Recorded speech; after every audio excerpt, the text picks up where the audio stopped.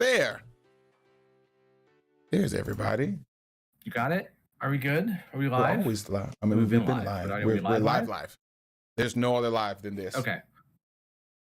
All right. We'll reintroduce the podcast here in a minute. Everset, I sent you an important DM. I just need to make sure you've seen it. So just please let me know if you have in chat with a yes or no. Well, after you've read it, whatever. Anyway, welcome on in. Hi, Hammer. How are you? Welcome to our amazing show that we put together and blah, blah, blah. Does that sound good? Is that a good introduction? Sounds perfect to me. Probably awkward as always. That's how we've had it. Haven't seen it since. No. It's nothing that bad. Hi, 44 Games. Welcome on in, friend. Welcome on in. Hello, JB. All right, so just an FYI, since this is sort of the preamble, just letting everybody know all the alerts will be off tonight, redemptions, shout outs, and obviously not going to be able to talk to chat a whole lot. But if there are good questions or things that are brought up, of course, we will read them. And with all that said, welcome to Vulnerable. Welcome to Episode Vulnerable. 4. There we go. We did it. We had a professional moment. Did you guys hear it? That's all you're going to get. So that's it. That's literally it. So, yeah, tonight we're talking about self-care, right? Are we? Unfortunately. Oh my God. Unfortunately. All right. So we typically begin every podcast with a definition, right? What is self-care? Well, it's a really vague term with, honestly, you could discuss it forever. So I just put it very simple because I was going to look it up. Like, what do they have as the self-care? I'm like, you know what? I'll put my own little definition. Mm-hmm. I just basically said, hang on, you're going to see me frozen for a moment. I apologize. I basically said self-care is a conscious effort to tend to a person's own needs. Period. Own needs. I'm not going to say mental, physical, spirit, all that. No, I'm just going to say their own needs. So what does that mean? And why are we here as far as self-care is concerned? Like, so there's a lot of ground to cover, both recent events, past events, his stories, my stories. So let's break the ice with this. Go ahead and give me your definition outside of our agreed upon, if you have anything to add on self-care. I mean, I don't know that I do, but self-care is just that. It's I'll put and you mentioned this, the diligent, the intentional act of caring for oneself. Yeah, absolutely. Okay, so let's start with history. I wasn't really taught that self-care was a priority because it wasn't language that we used years ago. Right. Like, I'm not that old, but I'm old enough to be, part of a generation that just didn't say things like self-care, things like that, at least not in my household. So it wasn't until later in life that I started, hearing that term, especially in the last few years. Mm-hmm. People have been focusing on, self-care. It's a great marketing term too, right? For different companies, because why not appeal to people's, most basest instincts, which is, safety and all that kind of fun stuff. So I want to be careful about how we tread through it, I guess, mm-hmm. to just not make it sound like a little buzzword that we're just trying to use. So again, for me, as far as history is concerned, not much in the way of self-care. I've always been fairly overweight on and off throughout my life. Never typically went to the doctor, anything like that. This is years ago. I'm much better now, but I'm just sort of setting the stage. And I think it kind of speaks for itself, the problems that can have, but it also goes further, obviously, because self-care, it can be hurt by also putting others in front of you. And see that, my friend, that is where we're at, because that's something that we have talked about. I know for a fact you've talked about. So, let's kick it off that way. Let's talk a little bit of history. Let's go through self-care. Let's talk about some of our difficulties and then see where it takes us. Sure. As you state, well, I won't go into that. I won't state that right just yet. Um, yeah. Go ahead. Go ahead. Yeah, it's I fine. suck at self care. Hmm. But to your point, it is the putting up others ahead of myself. It is putting their care ahead of mine, and then I'll just catch whatever's left over. I'll put it all out Hmm. there for you. I put it all out there for you. Put it all out there for them, and then I'll take whatever is left over, and then I'll take that. Which usually, when it comes to this, that, and the other, it's not much. By that time, I'm exhausted. By that time, I'm tired. That time, I'm just ready to do something else, but I've neglected myself. Um, but I've neglected myself, and so then I have to remember that, hey, I've said this even in the army. You're no good to me if you don't care for yourself, and the same thing goes for me. I'm no good for anybody. I don't care for myself, but I push and I push and I push for other people, and again, I just get what's left over, and that's been something I've done for as long as I can remember. That's just always been how I've been. It's just I feel like I have to, be that for everybody, and if they're that for me or not, it really doesn't matter. To a degree, because then that's something else I'm sure we'll get into. Right. But my main thing is, hey, if you will, let me let me care for you, then I'm good. And that's all I really need. I just want to be, it's Yeah. so much of a want to be a help to you or to them, that it's then the neglecting of me, because I want to help you so much that I neglect me. Yes. Which is, I mean, it's kind of an obvious thing. If I'm focused on you, I don't have to focus on myself, right? Like, because I've got my own shit. And by me, I mean, like, general Right. you, like, well, I have all this shit. And you're not consciously thinking of it. It's just sort of like a subconscious thing that we do to, like, avoid dealing with inside. Right. I don't want to deal with what's all in here because this requires work that I am not equipped to deal with. Because if I were equipped to deal with, I wouldn't be putting others in front of me, right? Like that in and of itself is just it's a logical flaw. Right. Um, it's something that is so default for me. I don't know if I could ever truly not like do that. It'd have to be a conscious effort. It has to be a conscious effort to do that, to not try to put others in. And of course, there's times when you have to sacrifice. Like we know, like you're a parent, Right. right? Like you're always going to put your kids' needs in front of your own, obviously. But I will say this though, and please forgive me if I sound like a bit of an ass when I say this, because again, I'm not a parent. What good are you to your kid if you're not at least trying to take care of yourself? No one's saying, make the kid, suffer while you deal with X, Y, and Z. But not only that, but you're also showing your kid how to act in life. This is how you treat yourself. Because that's what I learned. I grew up with two parents who did not know how to treat themselves. I had a father who drank and had anger problems and, eventually committed suicide. I had a mother who was an enabler, came from, a pretty terrible upbringing herself. And then just sort of, when her and my father met, kind of latched on because that was something that she was used to dealing with. She'd come from a family of addiction. My grandfather was a gambler, and I'm not going to say the details around his death or anything, but just to say that it took him to the end. Um, so my mother had that model to go off of. So these are now two parents raising two kids, my brother and I, with this whole thing of not having these faculties, these skill sets, whatever tools in your toolbox, whatever the hell you want to call them, to really be focused on self care.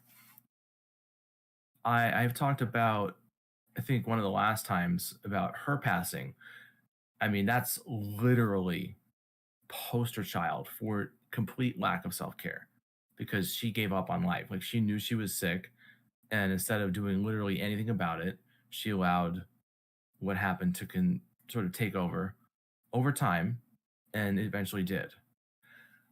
It was the same thing that happened to her mother. The same thing. Her mother years ago, I think she passed away. I want to say in like the early 60s. So my mother was born in 49, so mid six, whatever, mid 60s. Um, just was fine, everything was good, and one day collapsed at work and was gone a week later. Wow. Her body had just been riddled with cancers that probably could have been caught. And granted, back then, different story. But I'm just saying the point being that sort of pathological lack of self care. I mean, has definitely gone through to me for sure. Um, so that it's been a challenge to say the least. But I've been talking too long, so I want to pass it over to you so you can kind of share anything on your mind at the moment. Same kind of thing with me. As for you, as most of you know, I was raised for the most part by my mother, and she, as I do, she sucked at self care. She was horrible at it. Part of that was caring for me. The whole parenting thing. She made sure that I would have, even if it meant that she didn't. She did the best that she could to make sure that I was taken care of. Even growing into an adult, even in high school, she made sure that I had what I needed the best that she could. I mean, but we didn't have a lot. And so, and then self-care wasn't a thing. That wasn't something we really knew the definition of. So like you said, it's not something that was talked about, discussed, It was the language we used. Yeah, self-care. Yeah. And then when it did come, self-care was about going to the spa and, those kind of things. That was self-care. It wasn't some of the things that we'll get into a little later on. And so, of course, that's how I grew up. As I just grew up with that. And so I in a sense modeled that. It was always the giving, always the put you first, and I would attempt to do that for her, and she wouldn't let me. For example, I've talked about this in our house, that it just wasn't a great house, and we had propane heat, which we couldn't afford, so we had to use space heaters. We had two, one in her room, one in mine. And if you needed to go somewhere else, you had to take it with you at the expense of your room being cold. Fine. So my thought was, well, okay, so then I'll work. No big deal, right? Makes sense. Bring extra income to the house. She wouldn't let me. She would not let me. She wanted me to focus on school and keep my grades up, and that way I could go to college and get a great job.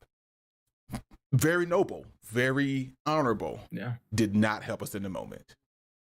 Meanwhile, she's dealing with stress levels that were through the roof. That's ultimately what caused her death. Are the intense levels of stress that she dealt with and didn't say anything. Right. And it only started to compound itself. It was this after this after this after this, and I mean, to the point that she had a heart attack. She went into cardiac arrest and had a heart attack. But then she knew that. She knew that's what was happening, and she knew why. And the reason we know that Can I ask you a really... Oh, sorry. Go ahead.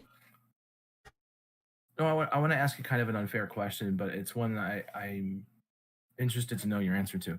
So with this... Put yourself in your mom's shoes with Littlehammer. I'm just curious, like, because again, not a parent, but I would be tempted to, just in my mind at the moment, I would be tempted to kind of go the same way. Like, no, under no certain circumstances am I going to allow my kid to work so they can bring money into the house and then not go to school like that. I mean, just help me out here. I just want to understand your thought process. So I get it. I understood her reasoning completely, and not even saying it was the wrong decision. It just didn't help us in that moment. And so I Sure. know she had to make Okay. a tough decision that says either this or this. That because then, even if I do well, at some point I'm going off to college. That was a thing. It now Right. you're back in the same situation where you started because that same income no longer is there. So I get it. Sure. So I get it, but at the same time, it it it messed with me. Let's just be straight. It did a number on me. There's things that it's happening. There are things that I remember that I would have not liked. I would have preferred not to experience. Period. For example, Okay. like even eating, our eating situation was atrocious. Um, there were times, and again, this is her being a parent, which, like I said, I appreciate it. She would get a personal pan pizza for lunch, and she would now, mind you, you know how big that is. My son can eat a Yeah. person, They're like, what? right? My son can eat Yeah. that himself, and be like, "Daddy, Mhm. what else are we eating?" He can eat that, Right. What's next? right? She That's the appetizer. she would get that, eat half of it for lunch, and that was dinner for the both of us. Actually, she Yeah. tried to make a dinner for me, and I refused. I told her that I would only. Anybody who knows me knows how stubborn I can be. I would eat half and I would leave it. I would eat half and leave it, and tell her I am not eating the rest of that because you will. Because you can't not eat, right? You trying to make me cry now? I Like, I, I really? told Going for a cheap one, are I you? told you I told you it's happening. I'm almost there. But because again, as much as she was trying to care for me, she was not caring for herself, and I believe it. That's the reason why she's not here. The reason that she's not here is she didn't care for herself as much as she probably could have, even though she was caring for us. Of course. Of course. Yeah. And I find myself I sometimes completely understand. going down that same path. Um, going, doing, and it's just enough for me to get 2-3 hours of sleep at night, and I'm up again doing this, doing that. I gotta have this, I gotta have that. I mean, it's not that I want this; I do have to have this. These certain things just have to be, and I got to do it. Mm-hmm. And it's at whatever expense to my body, whatever expense to my physical, to my emotional, mental, my relational, my social, whatever IAL, whatever word you want to put, and put IL behind it, that because Yeah. it's just got to be Yeah. done. And so it's You're tough. all right. It is. It is. So okay. So then let me think historically. So definitely did not have similar issues in the same sense of our parents not taking care of themselves. Like, I didn't grow up wanting anything, so there wasn't any of that. But what there was a lot of like self neglect, right? Like both my parents smoked for years and years. My father drank. Um, my father was never overweight. My mother was. I mean, so like it's just normal life shit. Like, I mean, sit here and focus on everything, but like it's just a lot of bad behaviors taught in the household. I mean, it just is what it Right. is. Um, I think I can't recall a moment growing up. Now, granted, you're talking, half a lifetime later, right? So your memory is kind of skewed from what actually happened versus what you think you remember. But I can't recall a time when there was ever a conversation of like productively doing things well. Like it was always like, hey, you should try to lose weight, or hey, you should do X, Y, and Z.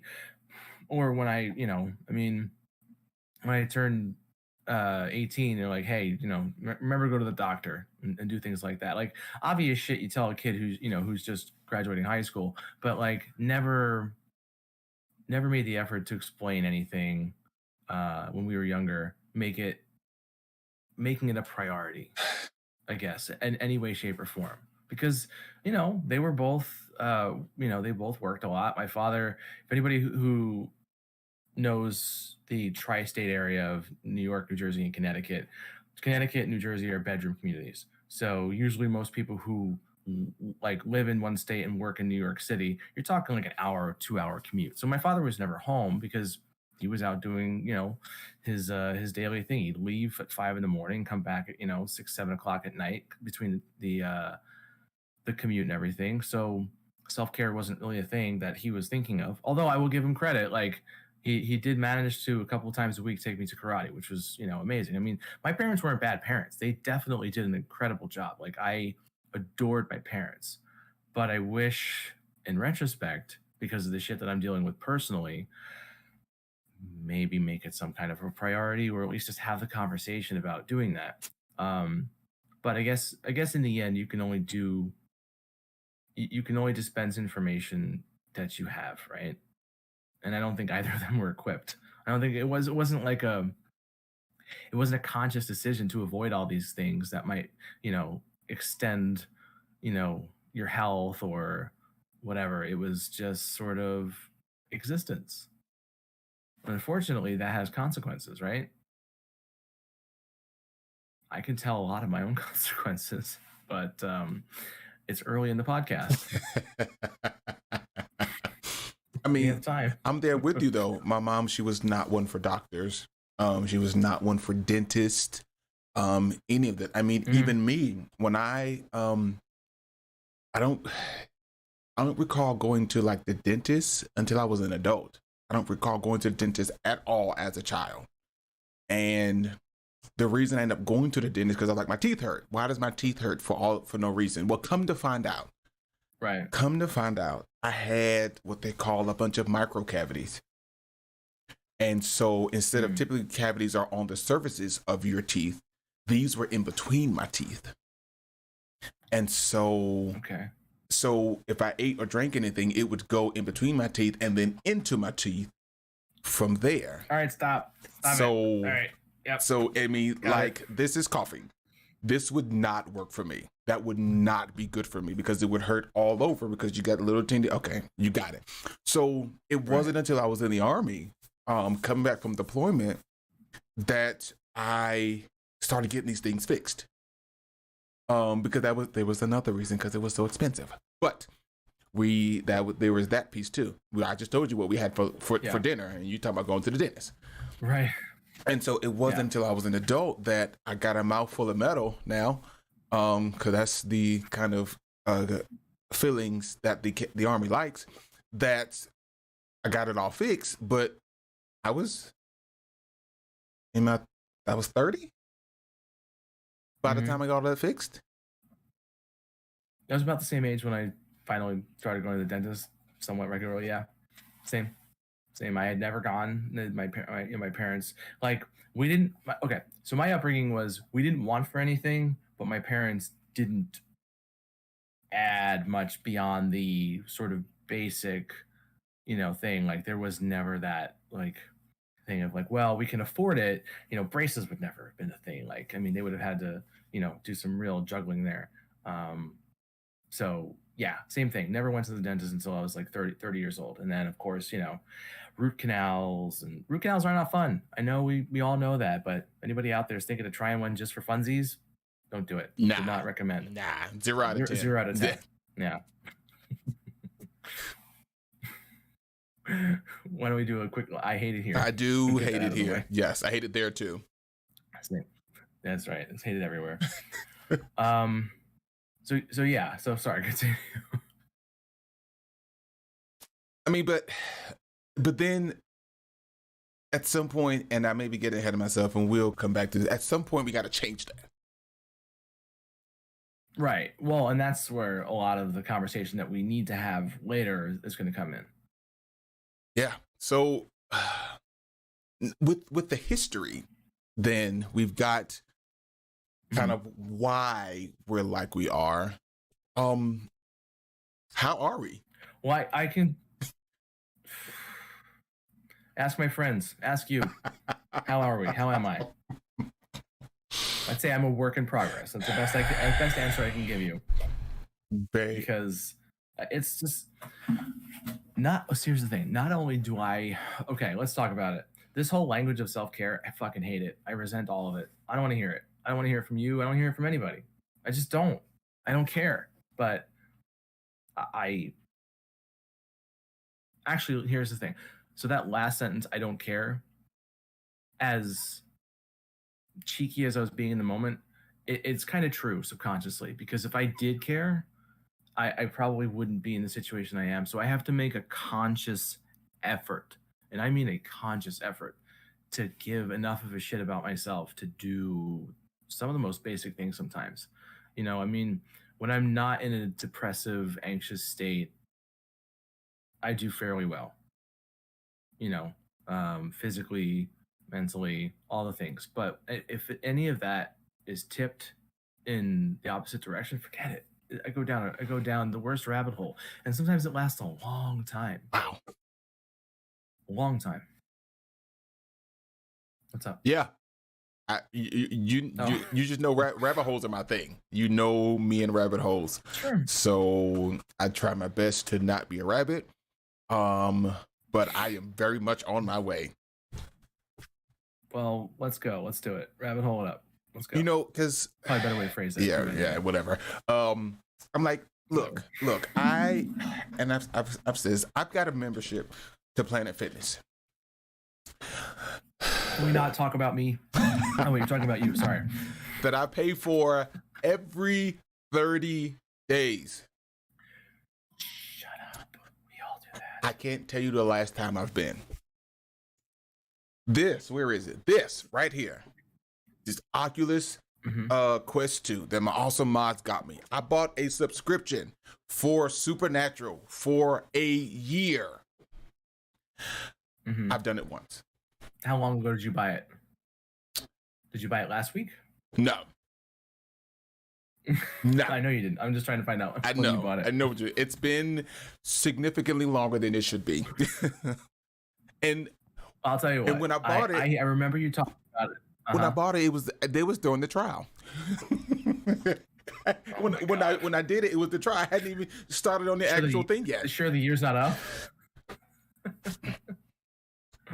Okay, but I mean, okay. So here's the thing: during these conversations, they're not meant to allow us to berate ourselves, right? Like, this is just some of it's just normal crap that people do. You get a gym. I mean, it's a joke. Like, so many people do it, but you know it. With that being said, not necessarily the best excuse, but I guess we have to try to remember to give ourselves a break on some of the more common things, because sometimes life just gets in the way. Like, especially, you know, when you're busy, you're working a full-time job, you've got household, all these other things. Shit gets in the way. It's just simple as that. I mean, but with that said, you don't need to give yourself an excuse. True. So sure, you know, life does happen. Yes. But did life happen for the last year? You know, sometimes maybe actually. Sometimes. Depends. Sometimes. Rarely. It didn't. And not in your case. It didn't. No. There was 15 minutes that I could have put this on and did whatever and been done. There was 30 minutes here that I could have opted to do something else. You know, I could done this. Instead of going to McDonald's, I could have. You bite your tongue. Probably should have done that too. So stop you from eating. You know, there are those times when we can opt for those things that would be categorized as self-care. But we don't, you know, and we know sometimes you do. You just got to run. I just need something right now. Me, Lodehammer, we're going to run to McDonald's. I know what he wants. He wants a cheeseburger, Happy Meal. It has to have lettuce, but no pickles. He wants apple juice, apple slices. I'm sorry, no longer apple juice. That has changed. Now he wants a fruit punch with no ice, French fries, apple slices, and a toy. That's what. And then every now and again, he wants a chocolate chip cookie. All very reasonable, by the way. I got it. Sure. Me, then I'm going to get a Big Mac, you know, with, you know, since I'm here. right? I'm already here. Not that I couldn't go home and get it. I'm already Mhm. here. I'll get a Big Mac, Yeah, and of it's got to be course. large. Got to be. You're there. It's 30. What's 30 cents? You have if you want the extra, it's there. Right. Right. And then I look in the mirror, then I get offended. You're not supposed to look at yourself. Yeah, and get now I'm offended sir. and talking about, oh my God. I gotta say, how you doing, because I done came through twice, but it's my fault. it's my Right. fault. There were those opportunities that I had to care for myself better. And Right, so, right, while you don't, like you said, we don't want to beat ourselves down or beat ourselves up about it. We also don't want that to be an excuse to not do what we need to do by ourselves. Well, it's just about rendering fair judgment too, right? Totally. Like being mindful of all the things that we're talking about, but also being very fair about how you render judgment. Because here's the thing, and this is something that I know we both do, and I know enough people do it. You will say the worst things in the world to yourself, but if God forbid you hear a friend say it, oh, forget it. It's a joke in our community. It's not even a joke. It's kind of a joke. Whereas, like, if somebody says something you remotely self-deprecating, trust me, from the king of self-deprecation, I have learned this lesson hard. Say something nice about yourself. Excuse me? What? You just said a horrible thing about yourself. Say something nice. I am a grown man. Why are you yelling at me? Say something nice about yourself. Or say so. Fine. I'm a nice person. I'm kind of like, this is not language I have ever spoken. I'm pretty sure I'm going to speak for you and say the same thing. So it's a weird space to live in. It is. It's a real weird space to live in. But my point with it is saying, to what you're talking about, in all the years you have ever done any self-deprecation, anything, when has it produced a positive result, if ever, right? Because if I'm going to sit here, forgive the term, I can't think of a better one. If I'm going to sit here and motherfuck myself about a million things in the mirror about why I'm this or that or why I haven't done X, Y, or Z, I've never been, I'm motivated now. Let's do it. Let's go. Like, that's not how that works. You just feel crappier. You go back to whatever crappy behaviors that are keeping you in the place you're at because it's just something, or it just feels, like, hey, I want to eat food because I feel better when I eat terrible food, whatever, hence the McDonald's that you just mentioned. It's not a matter of like I want this. It's just, all right, you didn't have to tell me yourself, but there you have it. In living color, there's the bag from McDonald's. But so that's my point. Like, yeah, okay, you can be critical of yourself, and I think I've even made the same point because I'm good at repeating myself. That's just fine. That's totally fine though. It never produces a good result. No. Ever. It never has. And again, you wouldn't accept it from your friend either, right? Even if we weren't a giant all giant pains in our asses, and you say something nice about yourself or whatever. Like if I was hanging out with one of my IRL friends and he's like, I'm such a stupid this or that. I'm like, dude, what are you doing? Like, stop. It's not helping anything, right? So why would I accept it for myself if I'm not going to accept it for somebody I care about? And that's the thing, right? Because self-care, to use a really corny ass term, is self-love, right? You have to love yourself in order to even step into that space of wanting to care enough about yourself to actually maintain and keep yourself into a place where you're making the right decisions. Sometimes, I mean, again, we're human. We're all going to be flawed. We're all going to make mistakes, but it's about patterns of behavior and lifestyle, like long-term lifestyle stuff. And for me, somebody who's I'm gonna be 41 soon. I don't care, like it's next to impossible to relearn this shit because it's so ingrained in my skull. I mean, as we say here, you're not wrong. And as that's the non-committal answer to you are correct. But I will take it a step further and say you're absolutely right. I'm getting better at that. There it is. Because it is. Okay. It is. Sure, some people do have this thing where you're this, you're that, and it does motivate them to be something different. Some people have that. Most of us don't. The majority of people don't. Because then it's I'm this, I'm that, which then leads to you're this, that, and the other, and also this. Don't forget that over there. It doesn't make it any better. Right. And so, like somebody said, you got to learn to give yourself some grace. Give yourself some grace, because we're human, and like you said, we won't always make the right choice. We won't always make the right choice. I'm sorry, something just was flying around and just fell right in front of me. It won't make the right choice. In certain aspects, but it could be the right choice in the moment. Right. And then we have to be okay with that. We have to be okay with the fact that this is what it is. This is the choice I made, and it's that. Because again, if not, it leads you to places where you don't want to be. It leads you to places that are some of the darkest places you'll ever be in your life, because that's that rabbit hole, right? That's that rabbit hole that you're constantly going down into. What pulls you? How do you get out? How is it that you get out when you're constantly pushing yourself down in there? Mm-hmm. How do you get out? We could spend an hour and a half on that by itself. How do you get out? We could. So we've established some history. Both of us are not great at self-care. We understand the why.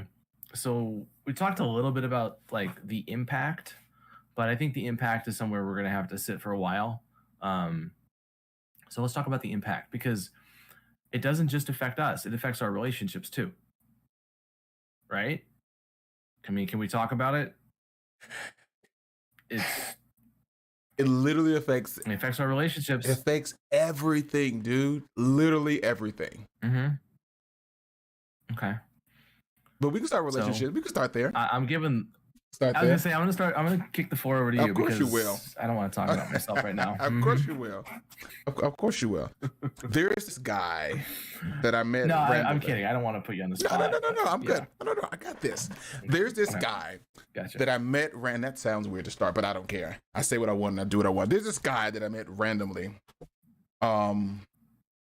who now all of a sudden makes me take care of myself, make sure I do things that I should do, will yell at me when I don't, and has a genuine concern for my well-being, that of my family, and all that is connected to me.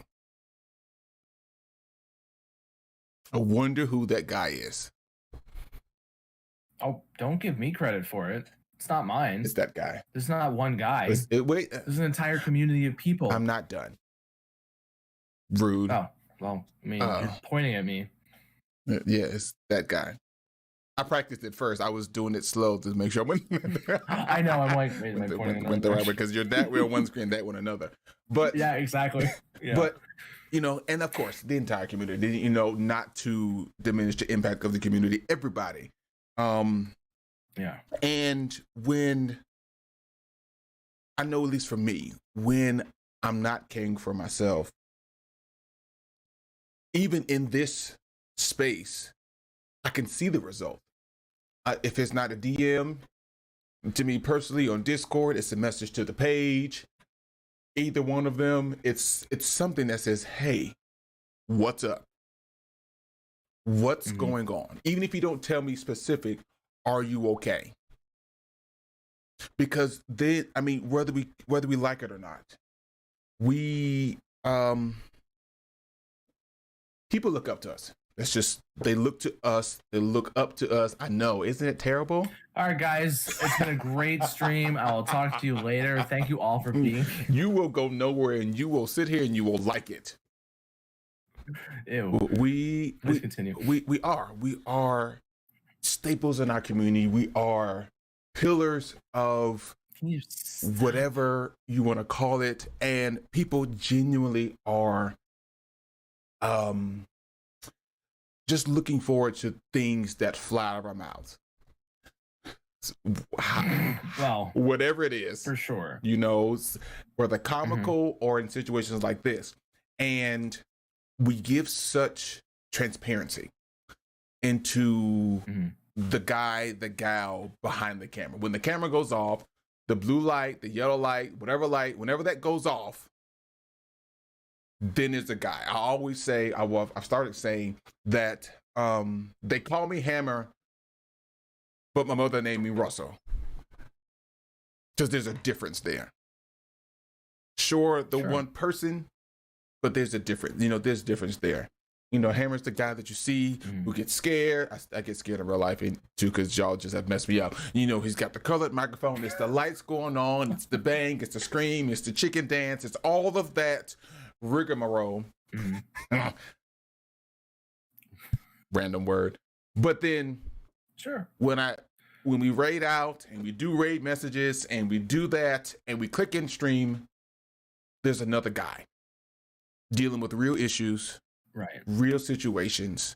And at some point, no matter how I try to keep them separate, they will merge. They will mesh because it's me.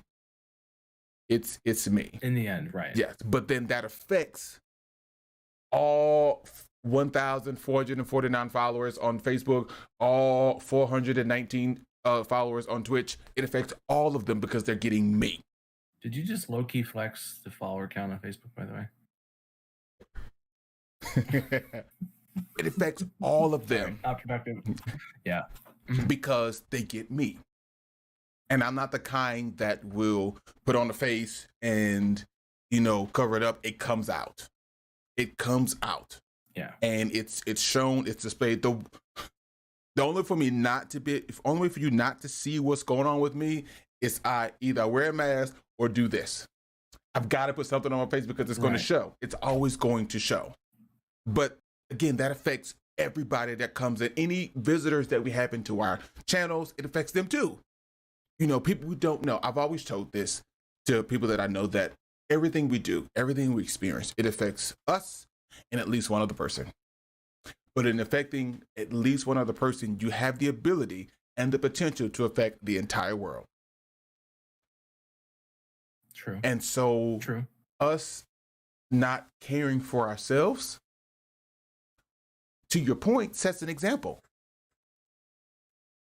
Who's that person teetering, knowing what you're about, what I'm about, knowing this,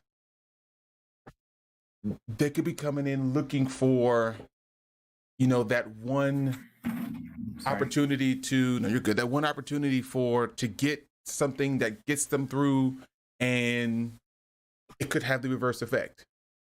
Right? Yeah. And while it's not intentional, because we're human too, right? We deal what we deal with, but it affects them. And then it even goes into personal relationship, romantic relationships. I know from the last thing that you shared about how you were talking bad about yourself, and our dearest Chippos, the question was, well, what does that say about me?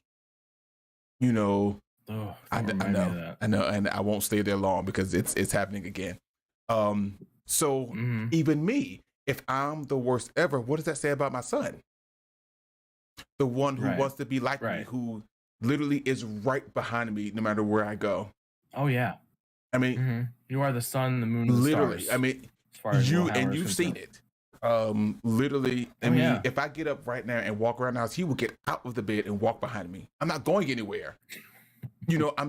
But he's right there. And if I stop, he will run into me. Yeah. That's how close. It's not even a distance. He is right there. He would literally run into me. Yeah. And so that it's those kind of things that affect. And then what does he learn? What does he grow up learning? Right. Yes, exactly. He's watching a man treat himself the way he does. It's all he's going to know. And so then he does that. Right. I'm sure you've seen it a little bit already. Of course. But can you? Yes, you can. Go ahead. Yeah. I need to lead you in a really uncomfortable position, because when I was talking about relationships and self-care, I was being a little more specific. I know. Okay. Well, I don't want to impose upon you, but I want to draw stuff out if I can. Do it. Go. All right. Well, so with regard to self-care, a little bit of history here before we completely move on.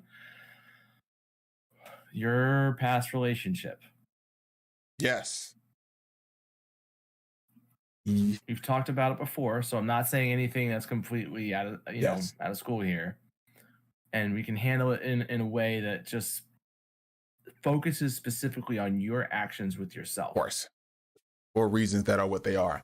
Me. So it was so much of a giving that it was, like I said before, this has to be.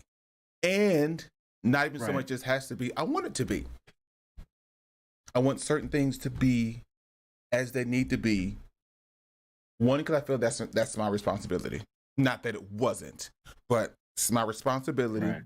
But it need to be. And I know that I could make that be what it needs to be.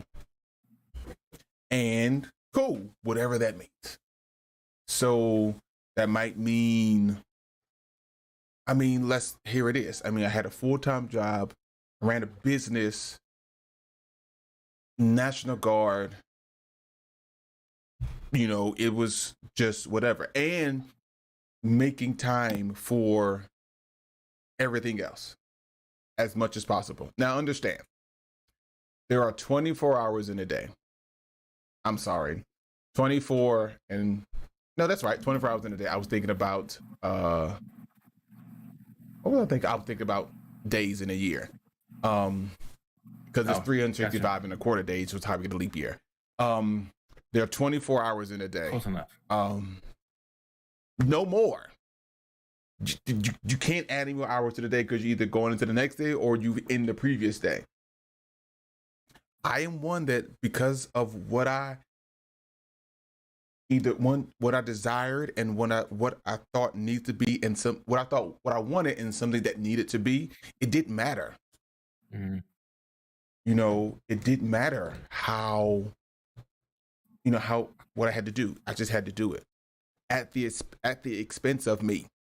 The expense, cost of all of that was me. Everything about me.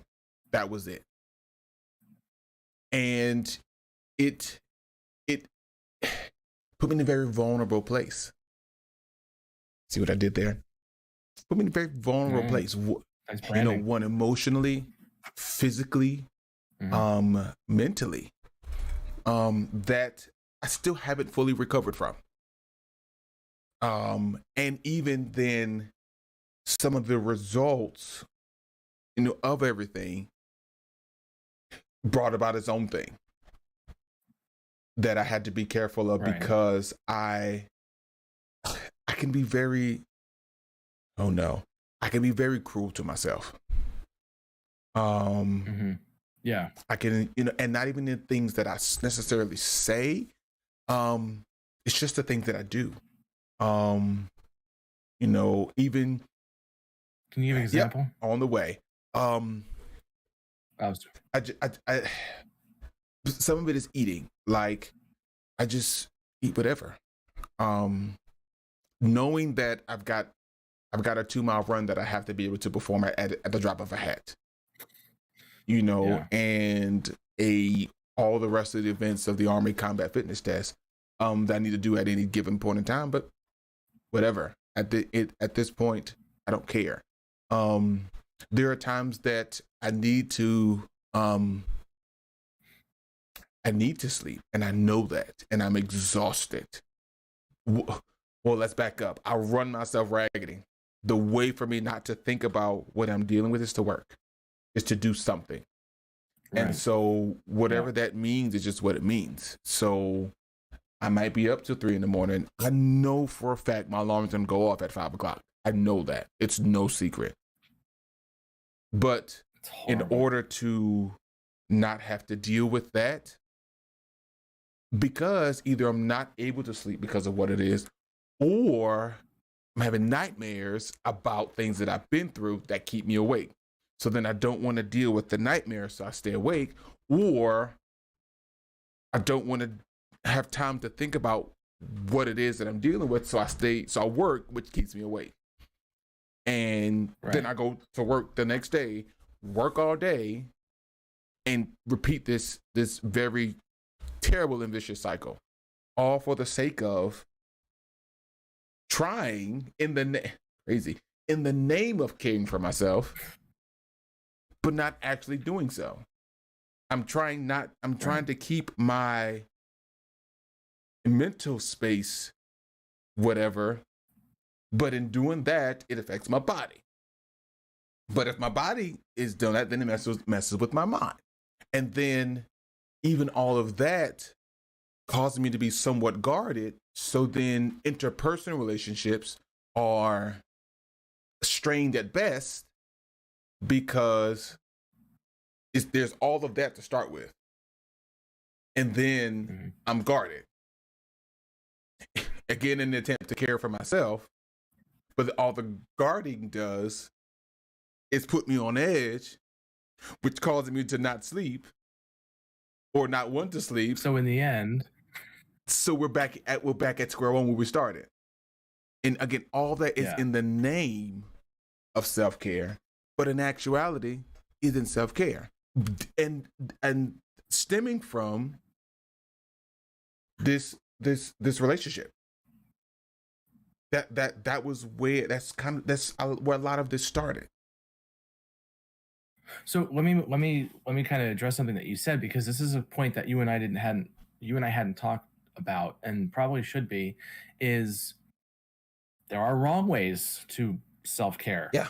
You think you're doing the right thing and you're not, because you have some kind of toxic thought about how relationships are supposed to work or how you're supposed to act towards other people or whatever. Yeah. It's like I said, it's in the name of self-care. Oh, I am. And I think I've said that to some people.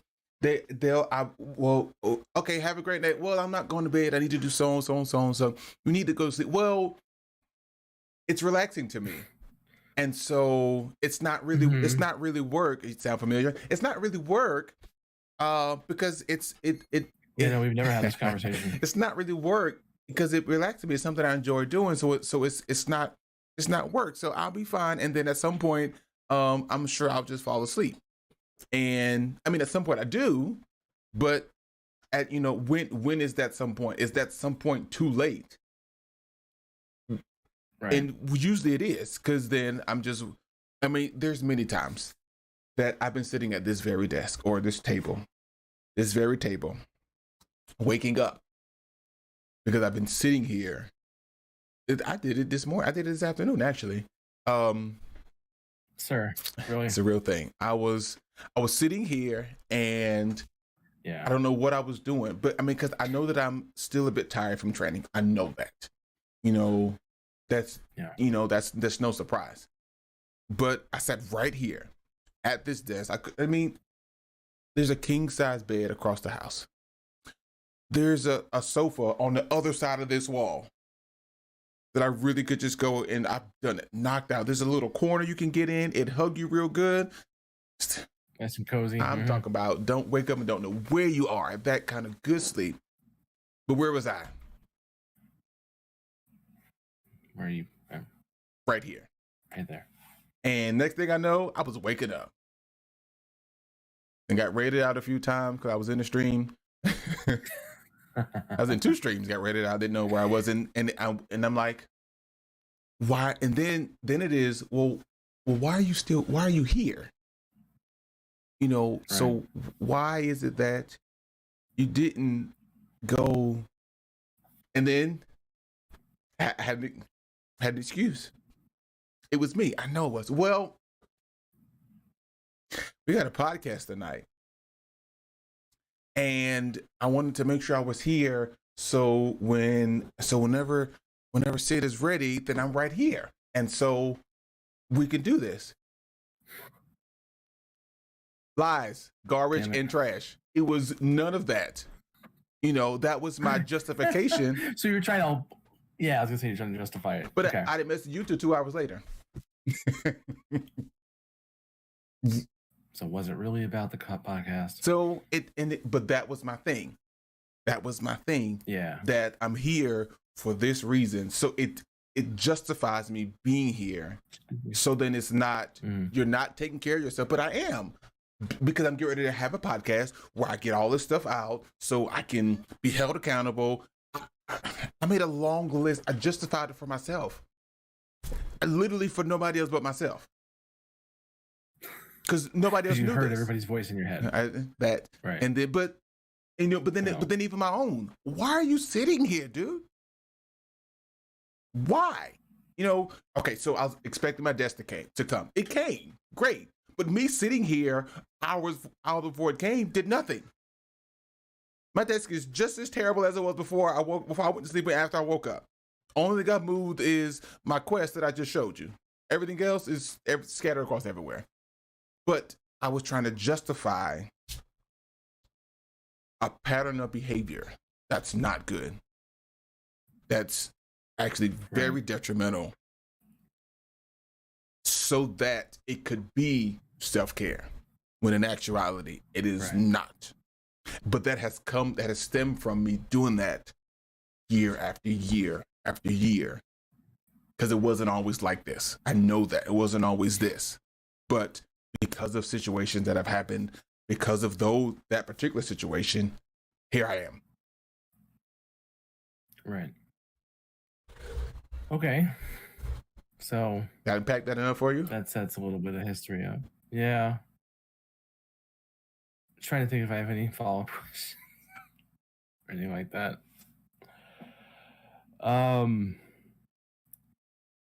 God, where to begin? Wait, we already started an hour ago. Never mind. Well, it's always these transitional spaces, right? Because there's obviously things I want to talk about here, and I want to be careful about them, and I want to be mindful of a lot of things. I'll transition you. Myself and other people. Why? Okay, go ahead. So, 1, 2, 3, 4, 30, 60, 90, 120. Those are the months, the number of months, roughly the number of days that you were away. Yep. And in that time, you were dealing with something that was very significant. A little bit. I'll be honest. It sent shockwaves over the platforms. I don't care how much I can't hear stuff like that. I don't care how much you shake your head and make faces. It sent shockwaves across platforms, across various channels. Yeah. And if nothing else, it came to Facebook, to mine. If nothing else. Because it was very major. It was very serious. And it doesn't come without its complications. In the physical sense and in other senses. And so and so I think it's time. I think it's time. So, all right, I want to go ahead. I have a little bit of a preamble I need to get out there. Yeah, so walk us through a bit, as much as possible, that time period. Well, so we talked about history, and I'm going to have to set up a little bit of history in order to make this whole current thing in perspective for those who don't know everything that happened. I will say, for my friends in chat, and I'm looking at you, I need you to hear me when I say this, okay? Listen to what I have to say, and listen to all of it, please. I am begging you. Because what I have to say could potentially affect relationships. And I need to be heard, is my point, through this whole thing.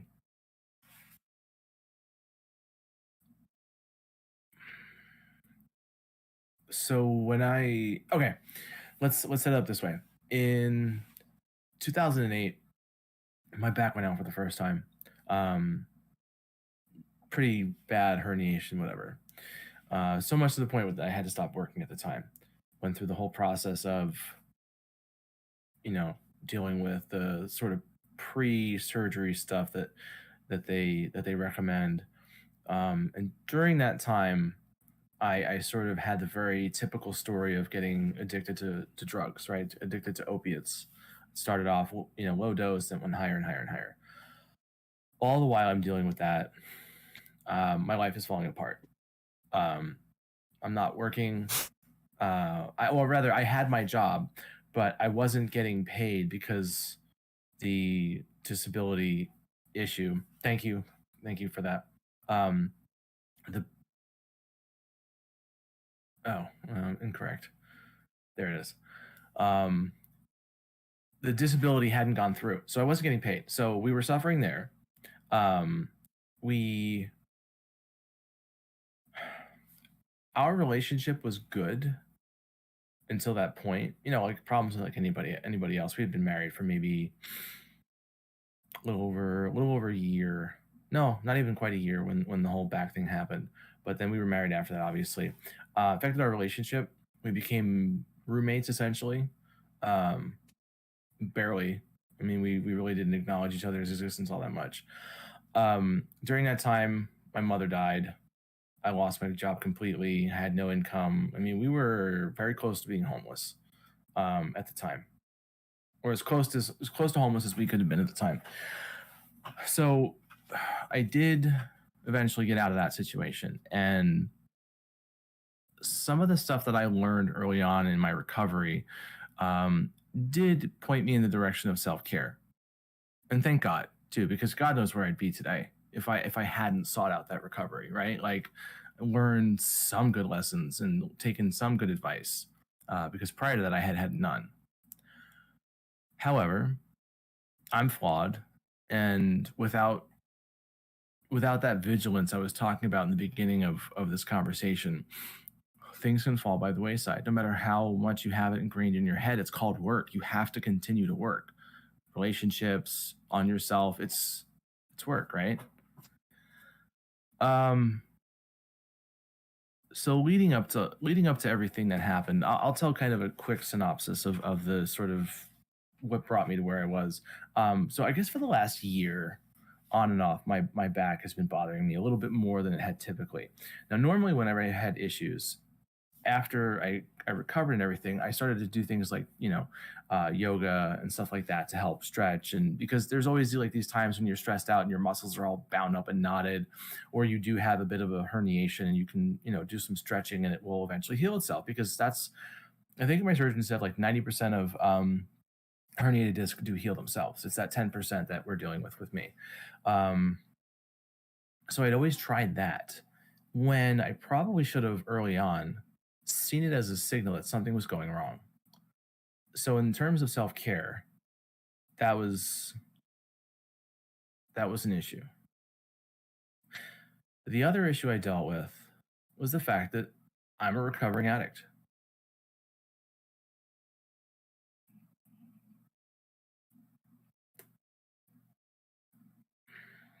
And I promised myself, my wife, the family I love, that I would never, ever go down that road again. And I think it became emblazoned in my psyche so much to the point where it brought me to this next place.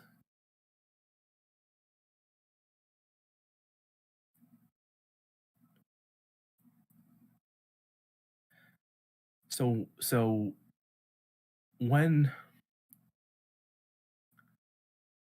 timeline timelines are like my happy place. I can think of, because if I can compartmentalize and put things in timeline, I can start focusing on other crap that will make me talk. Okay, so the end of March, things were getting bad for me, and finally the beginning of April was when I was like, okay, something's seriously wrong. And then I woke up one morning, I think it was maybe like the 9th or the 10th of April, and was like, okay, it's time. It's time to go to the ER. Like, there's something wrong with me. There's something seriously going wrong. So I actually planned out my ER trip. I called. I knew I was going to probably need surgery from how severe it was. I'd been down this path before, so I called this program through my insurance company, and I said, "Hey, this is what's going on. I need to be in this program. It's like an orthopedic centers of excellence thing. They kind of all hands on deck solution to your care, whatever." So it's okay. We'll get you in the program. We have some recommendations. When are you going to the ER? Oh, I'm going to go to ER a couple of days. So I called my $919 Uber ride, the local Phoenix Fire Department, to come get me because I couldn't stand. I was laying down for days,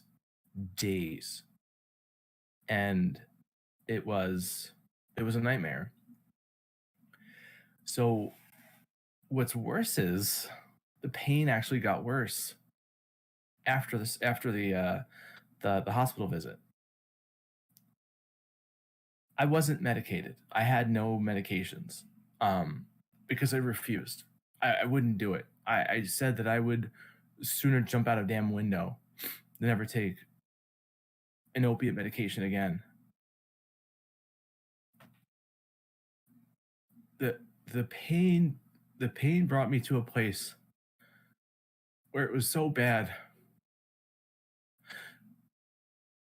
that I was genuinely suicidal.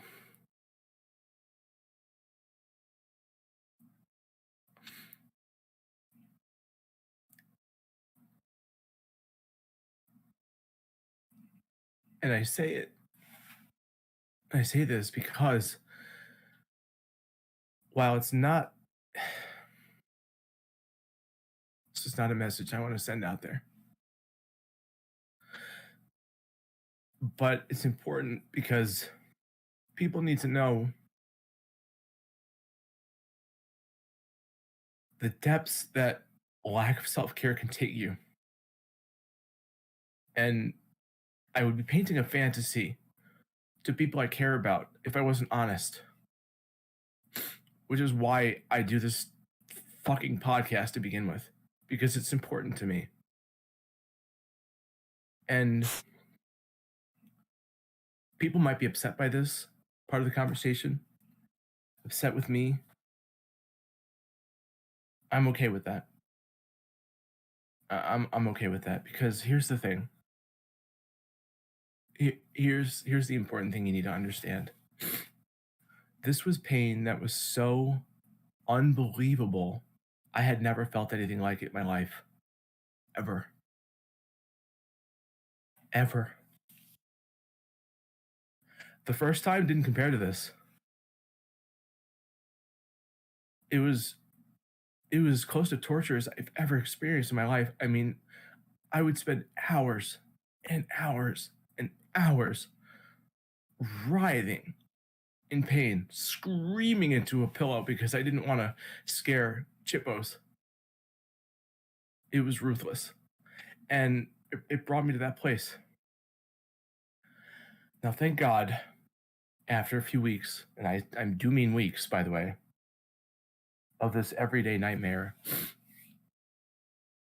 did it subside a little bit, and I got some relief. And I've been very open about how I did start getting some relief. I started using THC to help me a little bit, and while it doesn't necessarily help nerve pain, it helped me just not think of what was otherwise torture. But I stayed like that for a long time, which is why when I was receiving messages from people and ignoring them for days, phone calls, I had nothing to give anybody. Chippos and I became roommates again because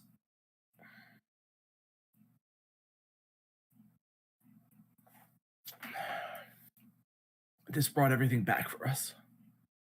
This brought back so much that it wasn't just a simple, oh, my back's fucked up, I have this thing to deal with. It brought everything back.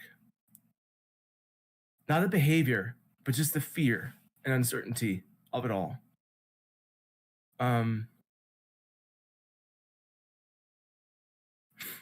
I'm glad that things improved slightly after a few weeks because it gave me a clearer head. And these thoughts are not persistent. However, I've made a promise to myself, Chippos, my family, because they know about this too, and now all of my friends, that I am going to seek help. Because despite not being in that space anymore, what that space created, that trauma that I've talked about, I have shit to deal with again, obviously. So in May, towards the end of April, May, things calmed down slightly, enough for me to breathe, enough for me to focus on just not wanting it. I don't know how to express it at this point, but you get my point. But being in that space then and thinking about it now,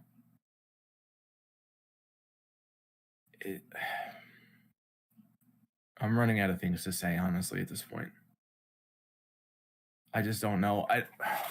Because I'm not there, because it's not a thing that's existed prior to or after. I'm giving myself enough credit in the sense that, like, I know I'm not there, but I do know that the trauma that's been created by it all needs to be addressed. I mean, that's this whole point of me telling this, because if I don't get the help that I need, it's only going to be worse. When the next thing happens, or I'll misdirect anger, or I'll misdirect my behavior, and I'll go off the rails again some other way. And I thought long and hard about whether or not I would share this, because I didn't want it to just be an arbitrary, oh fuck, he said something shocking. I'm telling the story because in the end, what I'm trying to express is that my lack of self-care, my lack of ability to care and love myself enough prior to all that, led me to where I was, which was a horribly dark place that I convinced myself I would never be at again. But life always has other plans for us. So that is my promise to myself and many others, is I will get help to work through the fallout, is what the best way I'll put it. Well, I'll say this. First off, your incredible courage. First off, it's an absolutely courageous thing to even have this kind of conversation. To be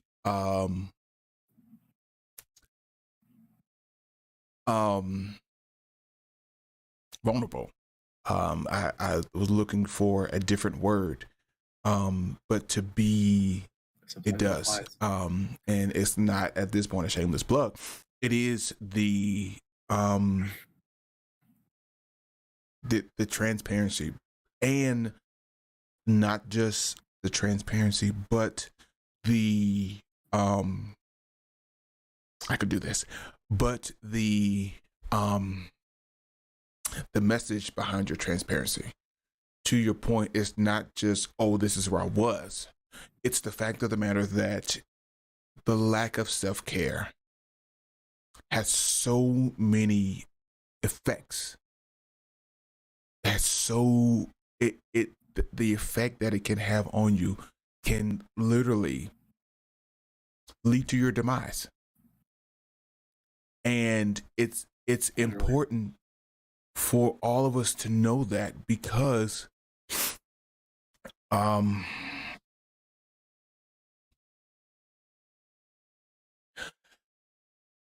could be any of us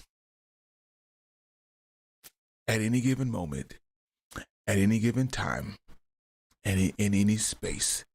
That could be each and every one of us. And so it's a thing that And I know what I want to say, but the way it's going to come out is not what I'm trying to say. I know that. Right. But the fact that you experience that gives somebody else a chance. It gives somebody a fighting chance to be able to, if nothing else, come out of that space that they're in because of the fact that you were able to. And also the fact that you acknowledged where you were, acknowledge where you're trying to get to, and you have a plan of action as to where you're going. You didn't neglect the fact that that's where you were. You didn't sweep it under the rug. You didn't brush it to the side. You didn't say it was a one-off. You didn't do any of those. You took it and you faced it head on and made a commitment for the betterment of yourself. If that's not self-care, if that's not the epitome of self-care, I don't know what is. There is absolutely nothing you can do about yesterday. Absolutely not. Do you understand the level of shame, though? Do I? I do. Associated with I this? do. Remember, I'm the guy who stood in the middle of the road waiting for a car to hit me. I'm the guy that when the car missed me, I laid down to ensure that they did. So do I get it? I do. I've spent so many years telling people to talk to people. And in my darkest moments, I couldn't do it. So all that makes you is a human. All that makes you is a person. Nothing less than a person. It doesn't feel like that sometimes. Well, It really how doesn't. about this? What it feels like isn't always what it is. And True. so once you get past your feeling, once you unpack all of that feeling, once you boil it all down and you get to the nuts and the bolts of it, you're human. You're human. We just discussed the fact that we don't necessarily make all the right decisions. We just had that conversation. And so, whatever, no matter what you feel about that, all that made you was human.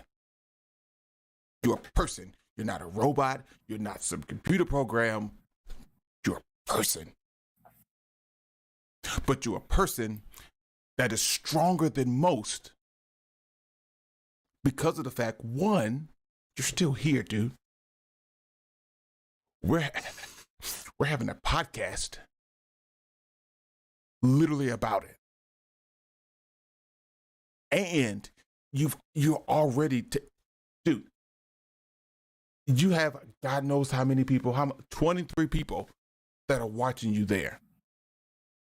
You've got 11 over here and however many on the other side. I can't even see right now because it's not even important. But you took the time. You took the time to come in a very public space. And then, I mean, you see the blue dots. You know how far the podcast goes. To come in this place and in this space to empower somebody else.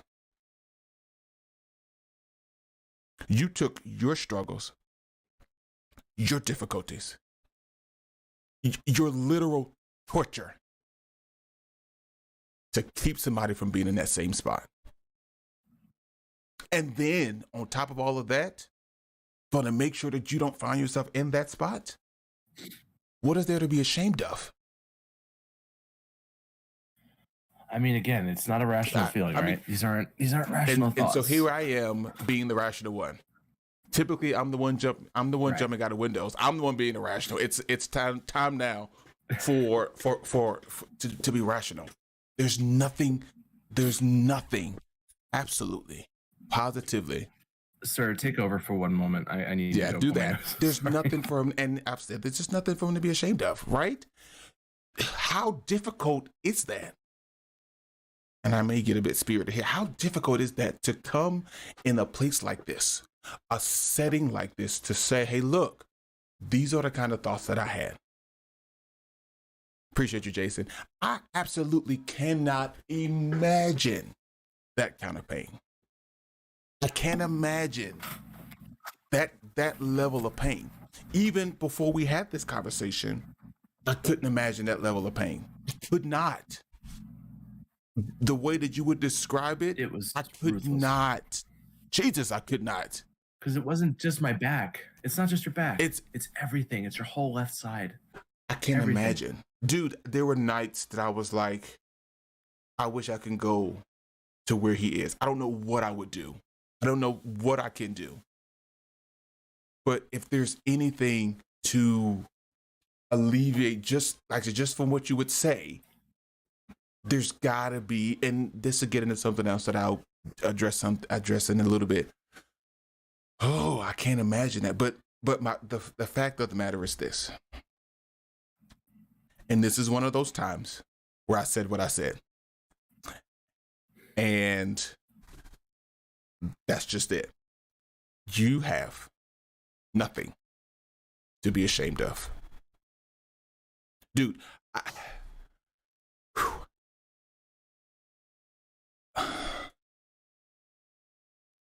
I'm so incredibly proud of you.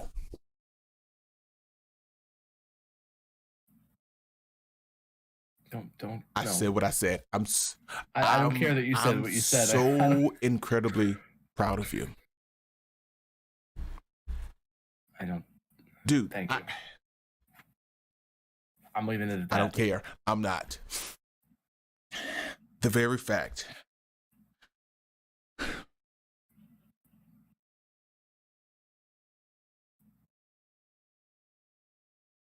this is my turn.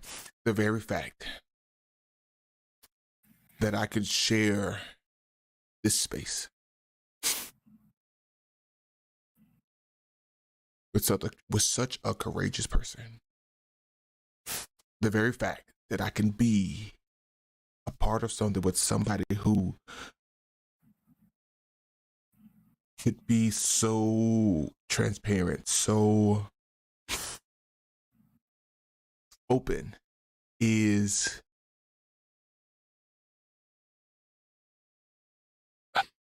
I honestly don't have words.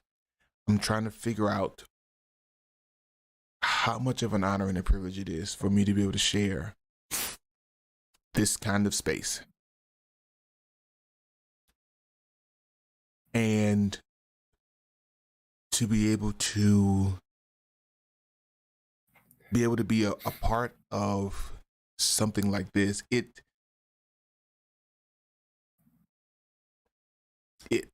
and I'll leave it there. But at the same time,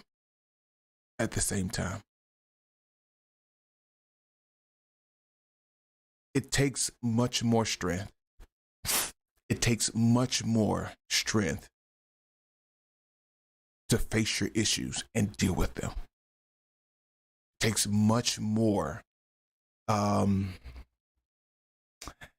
intestinal, and as I heard Vince McMahon say, testicular fortitude. Yes. Yes. To do this. First of all. Nope, I'm not done. Nope, You will not enter. Nope, you do not get to do that this time. No, sir. My thing. Nope, because I will just talk over you. I will put you on mute so nobody can hear you and I'll just keep talking. You know I'm that type. You know it. Dude, I'm aware. I met you. Dude, because I want you to understand. I want to make sure you understand. And I may be beating a horse. A dead one, a live one, one in between. Doesn't matter. I need you to understand how impactful this has been. Not just on the people who see it now, those who will see it. We talked about this. Mm-hmm. And it's hitting me different now than it did then. This didn't catch me by surprise. Yeah. It wasn't that. I led you into it. For all intents and purposes, you needed a transition. Boom, transition right into it. Here's your transition. Yeah, and but dude, I'm as soon as I get finished with tears that are like they're right there. I don't know, you can see them, but they're like right there. Oh yeah, dude, I'm so empowered. I am so determined, encouraged by the fact that you're here and you're doing something about being here. Yeah. From being, because again, dude, and I've shared with you, I've had some back issues, and I know we got to deal with that too. I've had some back issues.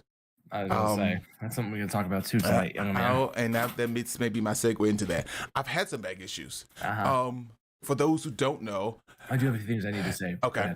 I slipped on a dock plate and fell on my tailbone, and I went to the doctor for years, and they told me nothing was wrong. Oh, so it just hurts for no reason. That's what we do. We just hurt for no reason. So everything's perfect, but it just hurts. Give me a break. I mean, and then they had to give me medicine that was too strong. So I'll literally get to work, take medicine, go to sleep. Wake up, have lunch, take medicine, go to sleep, go home. Literally, I didn't do anything at work. The medicine had to be so strong because my tolerance is high. Oh, you were asleep at work? Yes. Oh, my tolerance was high for medication, so they had to give me something that was too hot, too strong for it to have an effect and all that stuff like that. So I get it. I get back pain, but not to that degree. Not at all. I was always pointing the wrong way. Not to that degree. And so I get it, to a point. I can't imagine. But the thing, what this does, it does a lot. And I think I'm done now. Because again, I don't want to beat the horse too much, but I do need the point to be what it is, and not just for anybody, but for you. I appreciate it, and it's not lost on me. And all the funny crap aside, thank you for everything you said. I will say there is a method to the madness of like why I do say the things that I say. When I first got clean years ago, went into an outpatient rehab, and it's a fairly, average rehab, not too terrible, not too great. And I met some folks in there from all different walks of life, races, religions, genders, etc. And it started to dawn on me that like I'm not alone. That piece of it has helped with expressing things, and here's why. When I first started going into meetings afterwards, for those of you who've ever been to a 12-step meeting, or who you haven't, it's just, if you identify yourself as an alcoholic, an addict, whatever, you go to these meetings, you meet, you talk to people who have similar experiences and so on, get a sponsor and the whole bit. I saw those doors as like a bottleneck because it didn't matter where you came from in life.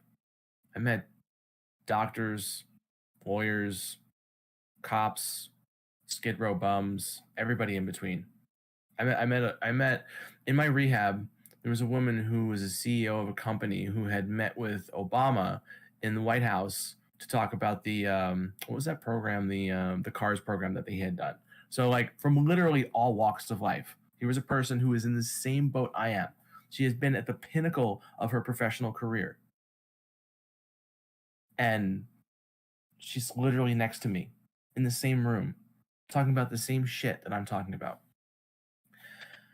So that's where this honesty thing comes from, and I would say it's to a detriment to some degree, because I think some people are probably a little n- turned away by it, and that's okay, because for the people that need to hear it, want to hear it, it's nice, it's good, it's vital to hear other people who understand you. And when I was in those rooms, it was it was amazing to see the people that were saying what they were saying and what they looked like, uh, where they had come from. It was amazing. I'm like, how do we have the same story? You have your shit so much more together than I ever have, and we're talking about the same stuff. It doesn't make any sense. So that's where like the idea behind the honesty, the idea behind vulnerability for me, that's where it comes from. Because without it, we're all scared and alone. Right? Because we all have pride, we all have egos, especially us as men. I'm just going to throw it out there. We talked about it before. I have an ego just like anybody else. And I don't like that ego to be bruised because, wah. But guess what? Tough shit. Sometimes it has to happen. And those conversations to me have brought forth these conversations. So I to your point of what you were saying as far as being honest, it comes from that place. And I feel like it's important to point it out because it might come off as a little much at times, but there's a reason behind it. But So I mean, all right, I'm done. But I mean, but it's there it is. But it's great. It's great. Damn it. Because your your honesty provokes honesty. It Right, which is the point. Right. It makes this space that we have here, and we need that. Honestly, for a lack of a better term, I don't care what your reason is for being honest. We just need to, we all of us just need to be honest for whatever the reason is. We do have to be honest, for one, with ourselves, and that's sometimes that's the toughest part. For me, for Russell, it's the toughest part. I just told you how I justified self-care when it wasn't. You know, but it's in that we find that we're not alone. And honest to God, honest to whoever, honest to goodness, it is the not being alone that makes so much of a difference. There is somebody that you may not look like me. You may not act like me. We may not have the same things. We may live completely different lifestyles, but we do share this. Right. And it goes, because then what that does is it hushes or quiets the you're in this because you're this. You're dealing with these thoughts because you're poor. You're dealing with these thoughts because you're ugly. You're dealing with these thoughts, these situations because of this. Because if it's because you are impoverished, well, why is the millionaire sitting beside you? You know, there's, you know, it brings about a community for one, but it also breaks the isolation. Yes. Because how about, even in my case, you know, one situation may be independent of another, but we don't know that because we're in both. Right. But the finding out that somebody who's in, let's say, the opposite situation or opposite whatever, in the same condition I am, makes me to understand that, hey, it's not just a problem that affects these kinds of people. It's something that affects people in general. And so again, all that makes me now is a person. Not a person who is, just a person. And taking out some taking out part of that rest of that, a person who is, a person who does, can make it less overwhelming. Because if I'm a person I'm a person with depression because of A, well, now you've got depression and A to contend with. If let's get rid of A, because getting rid of A, well, and while it may not go away, it may not go anywhere. Let's see if that's separate from, let's say, depression. You know, because could be just pulling A into it. Can I ask a question? I'm sorry. Yeah, go. Can you be a little more specific when you're referring to example A? Just give me an example. Okay, we'll deal with. I'm trying to be pain in the ass. No. And I get it. Just let's say being poor. I'm depressed because I'm poor. Okay. You know, well, is it really? Being poor may not. I see what you're saying. Right, may not have to do anything with like depression. Root cause analysis. Right, I gotcha. Because there's somebody rich with depression. So a lot of somebody's rich that with depression. Right, and so the thought that poor people have depression, then, or depression is caused by poverty, and because usually it's only poor people are depressed. Well, no, because you got millionaire, same way. So it gives you the opportunity to separate some things that may not be together, and it gives you the opportunity to deal with them sometimes one at a time, in a sense. And I hate that. You know, you don't have to deal with them together. You have to deal with them. I'm poor. I'm depressed because I'm poor, and I'm poor because I'm depressed. You know, because you may not be poor. That could be a perception in itself. Well, and you could also, I mean, look, I'm not going to judge anybody as far as how they handle certain terrible situations.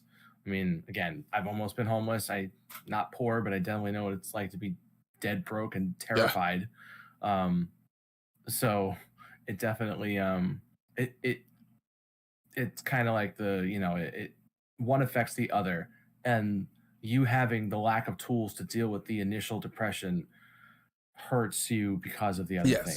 Kind of, again, with my situation, like, this back problem shouldn't have exacerbated any pre-existing depression or whatever, but the simple fact of the nature of what it was did, because it wasn't just a simple, like, I've only painted some of the picture with everything, but I'll steer us in a slightly different direction, because I need to go back to something that I was talking about before, which is all of you wonderful people, and you, sir. So I have a family, I have my wife, I have my family, and I have an obnoxious network of amazing people who've taught me some incredible lessons in these last few months, and I could not be more thankful.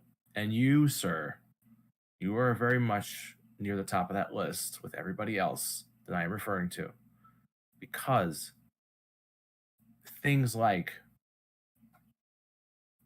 simple acts of talking about self-care. Here, okay, perfect example. Something I used to, like, not make fun of, but like kind of snicker at the idea of, like, okay, let's do a med check, take your meds. I was like, that's a weird thing to say. This is before I kind of understood the why of it. I have had 5 different occasions, probably in the last 6 months, where somebody saying med check actually reminded me to go take my medication. Because I've got high blood pressure. I'm on, I'm on an antidepressant or whatever. So yeah, that has helped.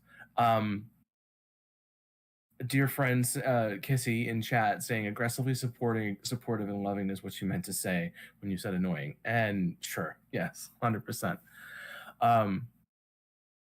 That kind of language, those kinds of conversations, those types of friends, the people that you can surround yourself, whether they're IRL friends or they're in these platforms that we have access to, I have been incredibly fortunate. I have been far too fortunate to have met as many as amazing people as I have. And you all know who you are. I'm looking at you right now and thanking you for everything. And I know I've thanked you before. I don't give a shit. I'll thank you again. Because despite the fact that I was in such a dark place, despite the fact that my wife and I's relationship were, I don't want to be unfair to say it was bad. It wasn't bad. It was just when I began to spiral, she began to spiral too, because we were both terrified. It was just pure fear. We had no idea what the hell to deal with. Like, we had been preparing for years at the eventuality that like I was gonna have to deal with this again. Because anybody knows anything about spinal surgeries, once you kind of that area gets compromised, it can set off a chain reaction. So we knew this was going to happen, and we prepared as best we possibly could, and we were still so ill-equipped to deal with the physical and emotional ramifications of it. You know, and had we spent more time doing those self-care things, I'll speak for myself, of course. You know, had I spent more time doing those self-care things, would I have been in? I saw that. Would I have been in the position that I was in back in April and May? So, having those networks, convincing yourself you're not alone, is an immeasurably valuable. So, yeah, but it is. I mean, it really is. And so let's go here. To everybody watching, take it from me. Not from the hammer. Nah, not from that guy. Take it from Russell. You are not alone. In any way, shape, or form. There is somebody's right there in the trenches with you. So never ever do you have to feel, have to think, consider, ponder, resolve, any more words you want to say, that you are by yourself in this. Why? Because you're not. It's as simple as that. You're absolutely not. Now, does that mean that you will always feel like you're not, or that you are alone? At some point, it's a feeling. It's because, sure, we're not there at 2:57 in the morning when it's at its worst. You know, we're not there beside you. So in that moment, in that time, it feels like you're by yourself. I mean, physically, you may be. And even if you're not physically, mentally, you can be. You can be surrounded by people and feel alone. It's a real thing. We've had that conversation. I've been there. Yeah. You've talked about it. Yeah. We've talked about loneliness. Mm-hmm. But understand that you're not. Okay. Because, you know. Because you're putting on people. No, sorry. Go. Because I think you're going where I'm going. I was saying, you're putting on people what you think of yourself. I do that all the time, and I hate it because it's not true. And even if it is true, who the hell cares? You can't control what other people think. It's a frustrating thing to constantly think about. It's exhausting. It really is, because you put on, like, I here's something else I learned in recovery. When talking about certain things, you need to use the word I, not you. Because if you're using the word I, you're assigning it to yourself, which has more weight than to say the vague, well, do you know when you do X, Y, and Z? No. You tell me. I don't know. I have not done that. Yeah, that's a thing that one of my first sponsors taught me, and I hated him for it. Because this sentence, the statement that you're making, requires ownership. So you can't deflect and use the word you. You know. And we're real good at deflecting. Oh God, my God. And why do you think I use humor the way I do? The whole sad clown thing. Like, yes, I am that. Like, that's one of my many personality masks. I know I do it, and that's okay. It's how I cope with the fact that, you know, I deal with the shit that I do. I mean, of course, but but then you got to make sure your deflection is healthy.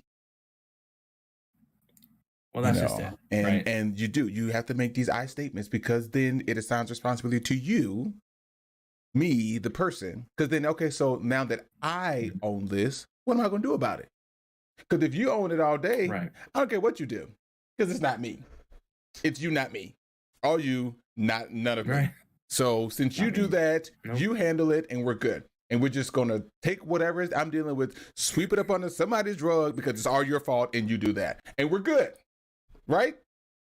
It works. How are you doing? Let's talk about you right now. Yeah. That's not how that works at all. Because again, all it does is, at some point, you keep sweeping it under that rug. That rug is gonna get a bulge in it. You can't put so much stuff up under there. And you are have a situation. Well, it's not sustainable. No, it's not. I mean, sure, go clean your room. You throw everything in the closet, and then you're good. And then at some point, everything falls out, and you got to deal with all of that, because it's all of it together, which makes it so much more worse. Makes it so worse, so terrible, so awful. And now it's overwhelming, because it's all of it at the same time. So there's that. Oh yeah. There's that piece. So, because it's all you and not me, then when it is me, it's literally all me. I've got a truckload to deal with, and they've come and you're not prepared, and they've dumped it all, and it's right in front of me, and I have to deal with this right now. Exactly. And that's exactly. not good. And no, it's not. It's not. And again, it's not sustainable. It's not a thing that you can do for so long that you won't ever have it come bite you in the ass. And I know that for myself.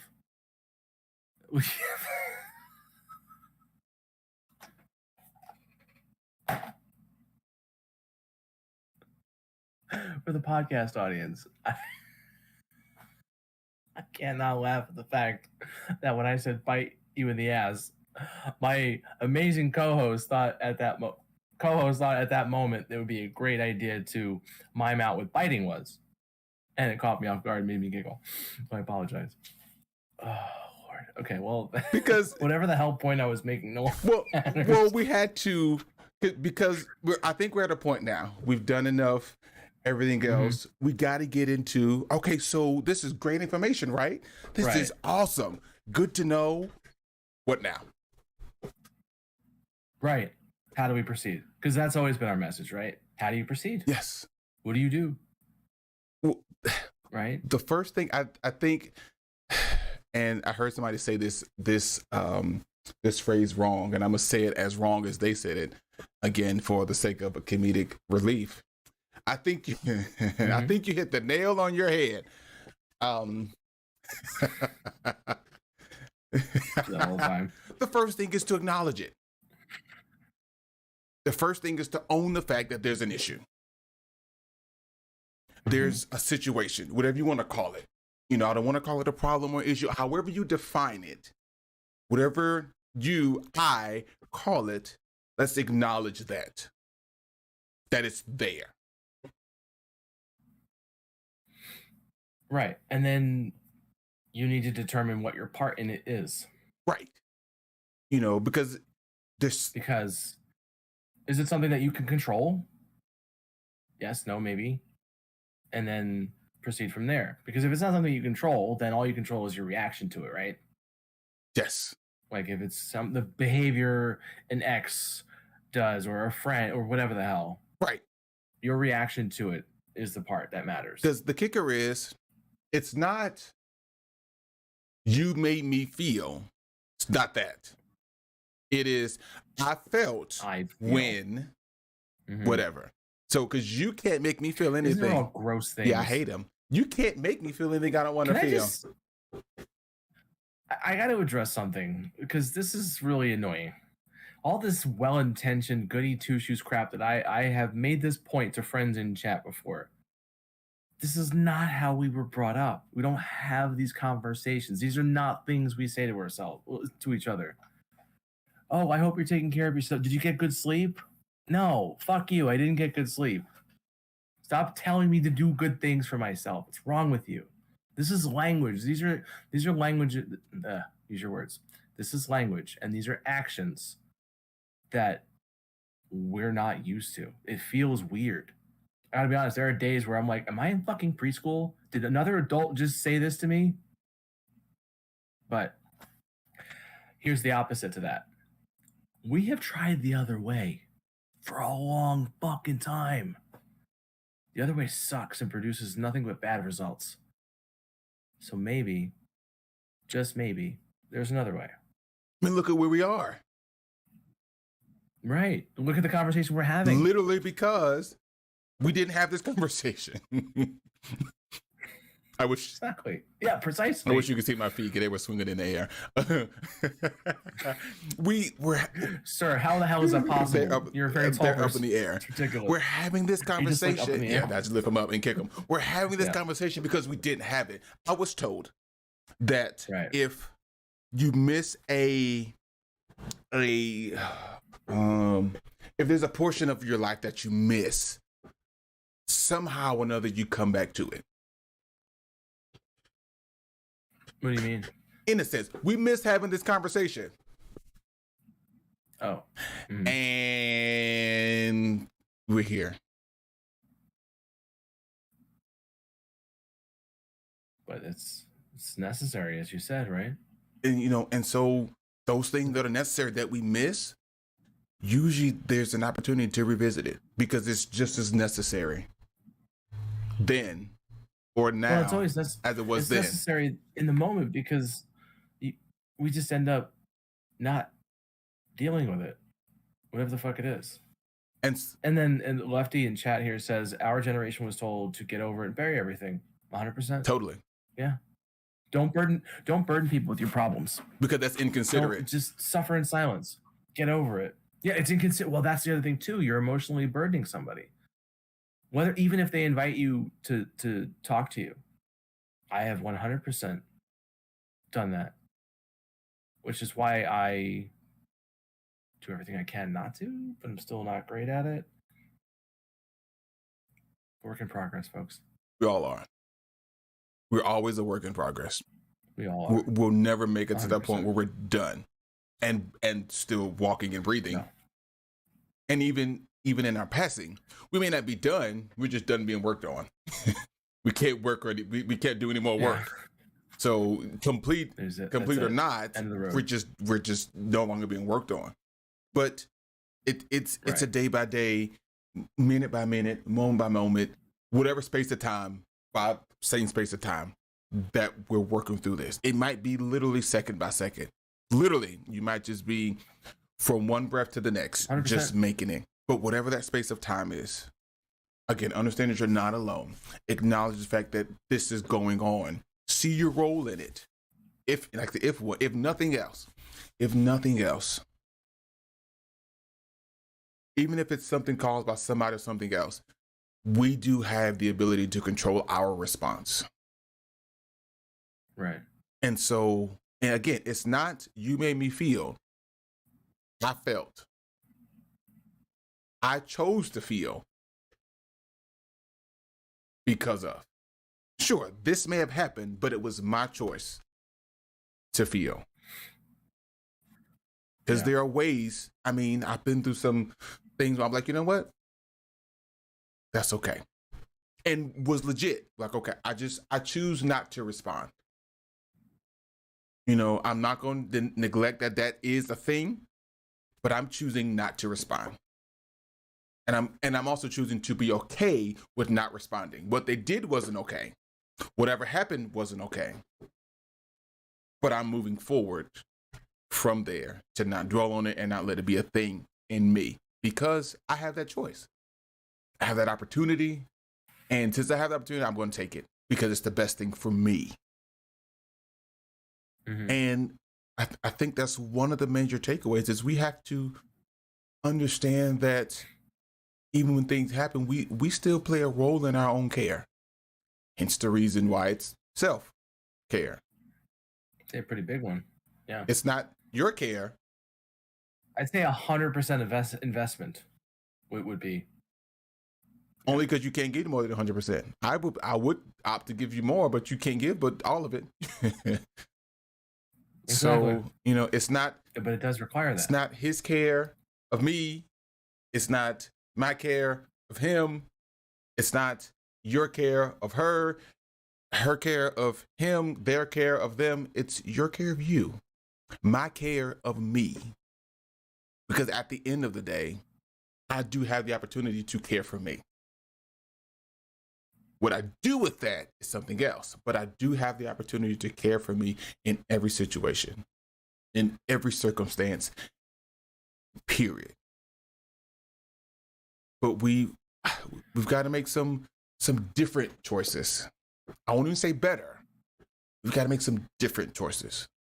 We're creatures of habit. Whatever we've done, we tend to do. But sometimes look at where we get. So we have to make some different choices. They may not be better. You may realize, oh, that was not a good choice. If I do, but you took action. Right. You did something different. You may not have gotten the response or the result you want, but you did something different, which shows you can get a different response. So then it gives you the opportunity to do that. So I think that's important. I think that's just as important as realizing that there is something is, again, find out what your portion of it is, and then controlling your own response. Control what my response. I'm owning this. I'm just trying to own this. I got to control what my response is. Because then to your point, because then that affects other people. It does affect other people. It affects your relationships. It affects how you react in those relationships, how they react to you. And it's also, as we talked about in the beginning, it's a model for others, because it's not just kids who might look up to, you or I or anybody. There's other people who we influence in our lives that can impact on how we treat ourselves. It's just a fact. And granted, it's more typical with like somebody like a kid or maybe a younger sibling or something, but of course, absolutely, what we do affects other people too, because so like with self-deprecation, something again that I have done forever, that is, I was yelled at one day in chat. I thought I turned off host alerts. I'll have to cut that out. Somebody give me a time code so I can cut that out. 213. Okay. What was I saying? Hang on, I'll get back on track here. Talk about relationships. Remember? And the interactions. Relationships and how you're okay. Damn it. Let me think. Well, you were saying I wanted to finish this point. Well, you were saying how it's not just children who could potentially be looking, Oh, right. Like siblings or oh, here it was. I was yelled at in a chat one day because I said something even like remotely self-deprecating, and it wasn't like the person wasn't yelling. They were just saying, "Hey, don't do that." And I was like, "Well, I'm talking about myself." I'm like, "Well, what you're saying can invite that from other people." I'm like, "Oh, I hadn't considered that." Because then it just creates an air of crappiness, and people just, so I hadn't thought of it, and they're like, no, you're just inviting more of it if you do it, and if we're okay with it. And I'm like, that makes sense. Because I already know for myself, like, yes, I use it as a comedic device, but it's not a great one because it doesn't help at all, and it only reinforces all of the crappy behavior and thoughts I have about myself anyway.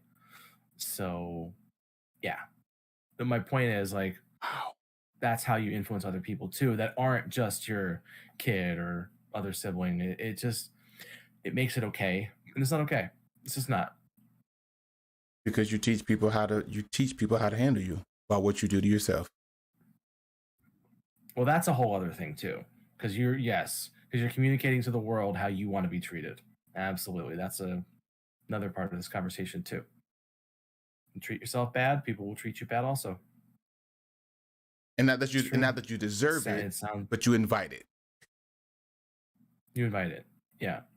And people seek it out. It's just how, least path of resistance. Well, that's a conversation we got to unpack another So day. well, do we, or can we unpack it now? I mean, we're here, we're doing the thing. I mean, okay, so here we are. So lack of self-care, lack of self-care can result in people mishandling you because they think that's what you want. They think that's what you're requesting.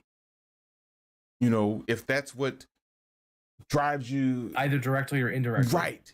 If that's all that you give off, there's something could be that's all you're about.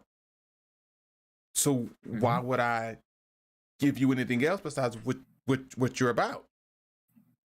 I mean, that's just it. I mean, crude example, I'm drinking coffee. If I like coffee, why would you give me tea? You might like tea also. Did I tell you that? But I always have coffee. So you know what's safe is to give me coffee. Coffee. Yeah, true. And so, when you are, so it also, and it also give people a chance to take advantage of you. Well, so what you're saying was where I was trying to lead you earlier with regard to talking about your previous relationship. Oh, so that's where we're going. Well, then let's keep going. That's what I was trying. Are you sure? I won't put you on the spot. This is something we can talk about another day. I'm fine. I mean, we're going 2 hours and almost 15 minutes. Don't tell me what to do. Granted, 10 of that was. Well, listen here. It does, because that's something I invited. I can accept the fact that part of that, it gave the impression of, oh, this is okay. Oh, really quick, I need to make a very important point. This is vital. We are not victim blaming here. Please understand that. So just putting that caveat out there. Oh, yeah. Understand. And if anything, I'm blaming myself. Okay. But still, but I mean, sure, I get it. But I mean, to the point that we made, it's something that I invited. So then I've got to understand that, well, wait a minute. Wait. What part did I play in that? That's the part. That's the thing. What part did you play? Right. So, and even you can say words that mean things, but you can act that means something else. What are you saying? That's what's meant about your partner. Yes. I can say that I want you to do this and do this and do this, but my actions say I don't want that. I can tell you I want you to do this. I want you to do this. But if the way that I act is incongruent with what I'm saying, it leaves it up to the person really to determine which way they want to go. And to your point, they're going to go the way of least resistance, the easiest route. And they're going to apply their own biases and their own behaviors to that. Mm-hmm. Because that's how people work. Right. And that's how we all work. I mean, because we're people. So it's that kind of thing. Sometimes. Yeah, I mean, close enough. But yeah, and so it is that, and that's something that I had to look into. I've had this conversation with myself actually. As to, okay, so granted, sure, it wasn't what you wanted, but some of that was you. Of course, because like any relationship, no matter, there's always a piece of so when I say like there's a part in it, that part can just, you were there. You were the victim of whatever it was. Or was it more? That's what I mean, and what we mean by identifying your part in something is just like how much of what happened did you have control of? Was it nothing? Was it something? Was it everything? So that's what I'm trying to impress that, because I think maybe we got off on the wrong spot here. We'll figure it out. It's fine. We're not professionals, folks. We're just flying by the seat of our pants. I think my seat has been ripped out. But it's but to you, I did have to take some real time to assess. Okay, now wait. Seriously, what was your part in it, whether intentional or not? Whether I don't know how much I want to say, but was it direct or indirect? You know, explicitly expressed or inherently implied? You know, what was it? There was a part in there that I had, that I played. Which was what? What was your part? So bringing us back to our initial, as I make a shit ton of noise, what was it that brought you back to the place of like that analysis that you did, where you discovered, oh, this is like part of me not taking care of myself? Because I thought long and hard about it. Because I went through the whole stage of you should have did this, you should have did that, should have did this, should have did that, and then it was that you're an idiot, you're a statistic, you're that. I went through all of those phases. Everything we said don't do, I've already gone through those phases, and right, and then but then it was okay, so whatever. Okay, we're past that. What happened? Let's really take some time to dive into what happened. And could it have been in your having to, and this is me talking to myself, in your having to make sure everything was what it was supposed to be, did you give a false impression? Did you say something with your actions that your mouth didn't say, that then caused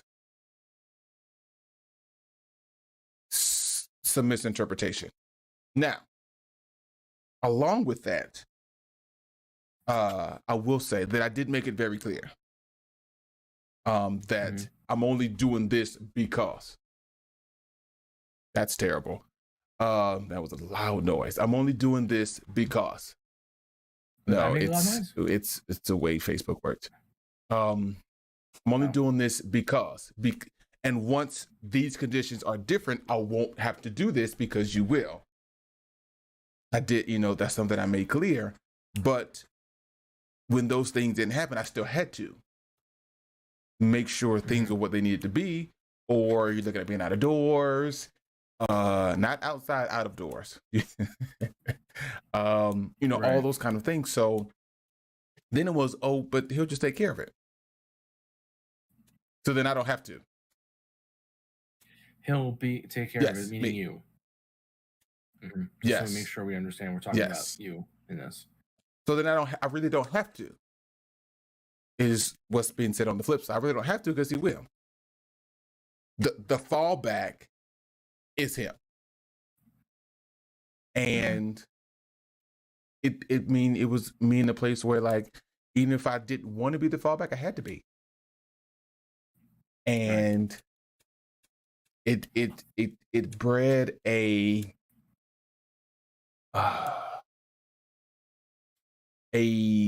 unfavorable atmosphere. I think that's the best way I can say that. And be safe. I like your choice of words. An unfavorable atmosphere, which only got worse. And then it led to where we are now. With some other things, because I've always said that no, I wasn't perfect.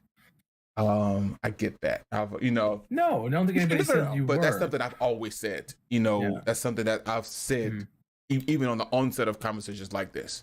Like it, I haven't been. I played my part, but then I had to take some time to think. Well, did I play more than just what I intentionally or whatever was whatever was discussed or whatever? Was it more than that? That may have been. And sure, at some point, maybe, my good was evil spoken of, if you will, or misinterpreted, or whatever. But, I did try to make sure it was clear that I'm only not taking care of myself in this sense because. But interpretation and understanding can only go so far. Whether by choice or by just sheer understanding, only go so far. I mean, no matter what I say, what I do, you can interpret it however you do, and that's your reality. Your perception of it is your reality, no matter what I really say. Doesn't make it right, but that is what it is. And so it made me not more critical. Critical is not the word I'm looking for. Cautious.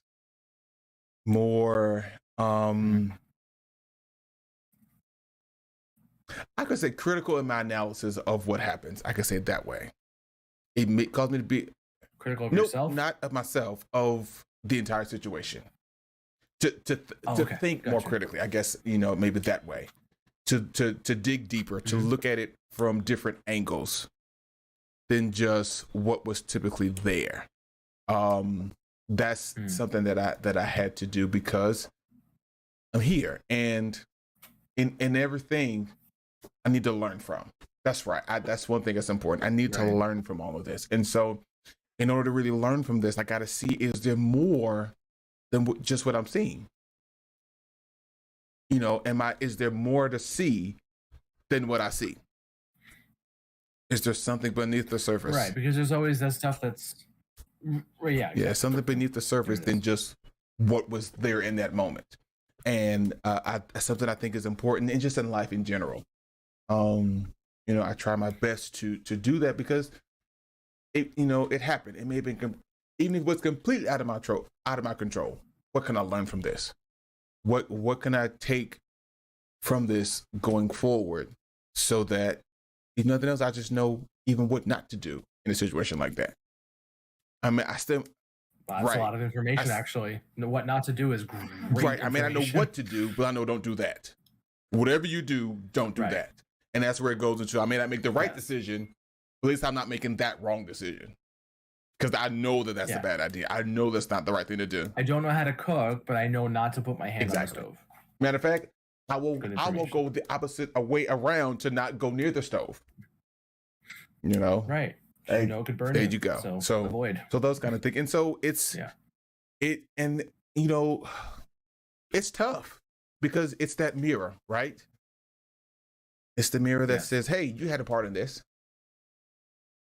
And so since you had a part in it, find out what your part was. And let's again be honest with ourselves, because I played a part in that. I played a real part in that. Well, that takes, so not to use more recovery talk, but it does apply, so I'm going to use it anyway. That takes an inventory. Like, you have to take inventory of everything that occurred, not everything, but like things you may have said during a situation, how that person said it, despite how you meant it. It's intent versus impact. Attitude, like when you're flying, right? You have attitude, which is I think if I remember correctly from my flying, it's your angle of approach. Okay. So your angle of approach has to be level and it'll land you. If your angle of approach is off, your wing's going to hit the damn runway. So your speed and everything might be perfect, but angle of approach, crash and burn. Right. So it's how you conveyed a message versus listening to what it was the other person drew from it, and the same thing, what they're trying to convey to you versus how you're interpreting it. Yep. These are all these interpersonal annoying ass things that suck to deal with because it requires a lot of thought and compromise too. Sometimes you have to just compromise the fact that while you were hurt or angered by something that the person said, it wasn't their intent, and despite the fact that it was shitty, is your reaction really what it should be? 100%. So, left with where do we go from here, right? You know, the situations won't be perfect. That's just the bottom line. But again, the biggest thing that we can do is to one, be in control of ourselves, and two, Easier said than always, done, but and yes. two, be able to look in the mirror and be like, hey, you had a part in this. Even if it is just to control yourself, that may be the only part you have in it. You have a part in it. And so of course. what did you do? You know, this is us talking to ourselves in the mirror. What did you do in the scope of things? And then how could that have been perceived? Whether it's your intent or not. You know, Right. What did you do and what could that have come off as? And then take it from there. Sure, maybe nothing you could do at this point, but at least now you're starting to understand. Maybe not. Sometimes it's like, no, not at all. But at least you took the time to really deal with that, to understand what happened.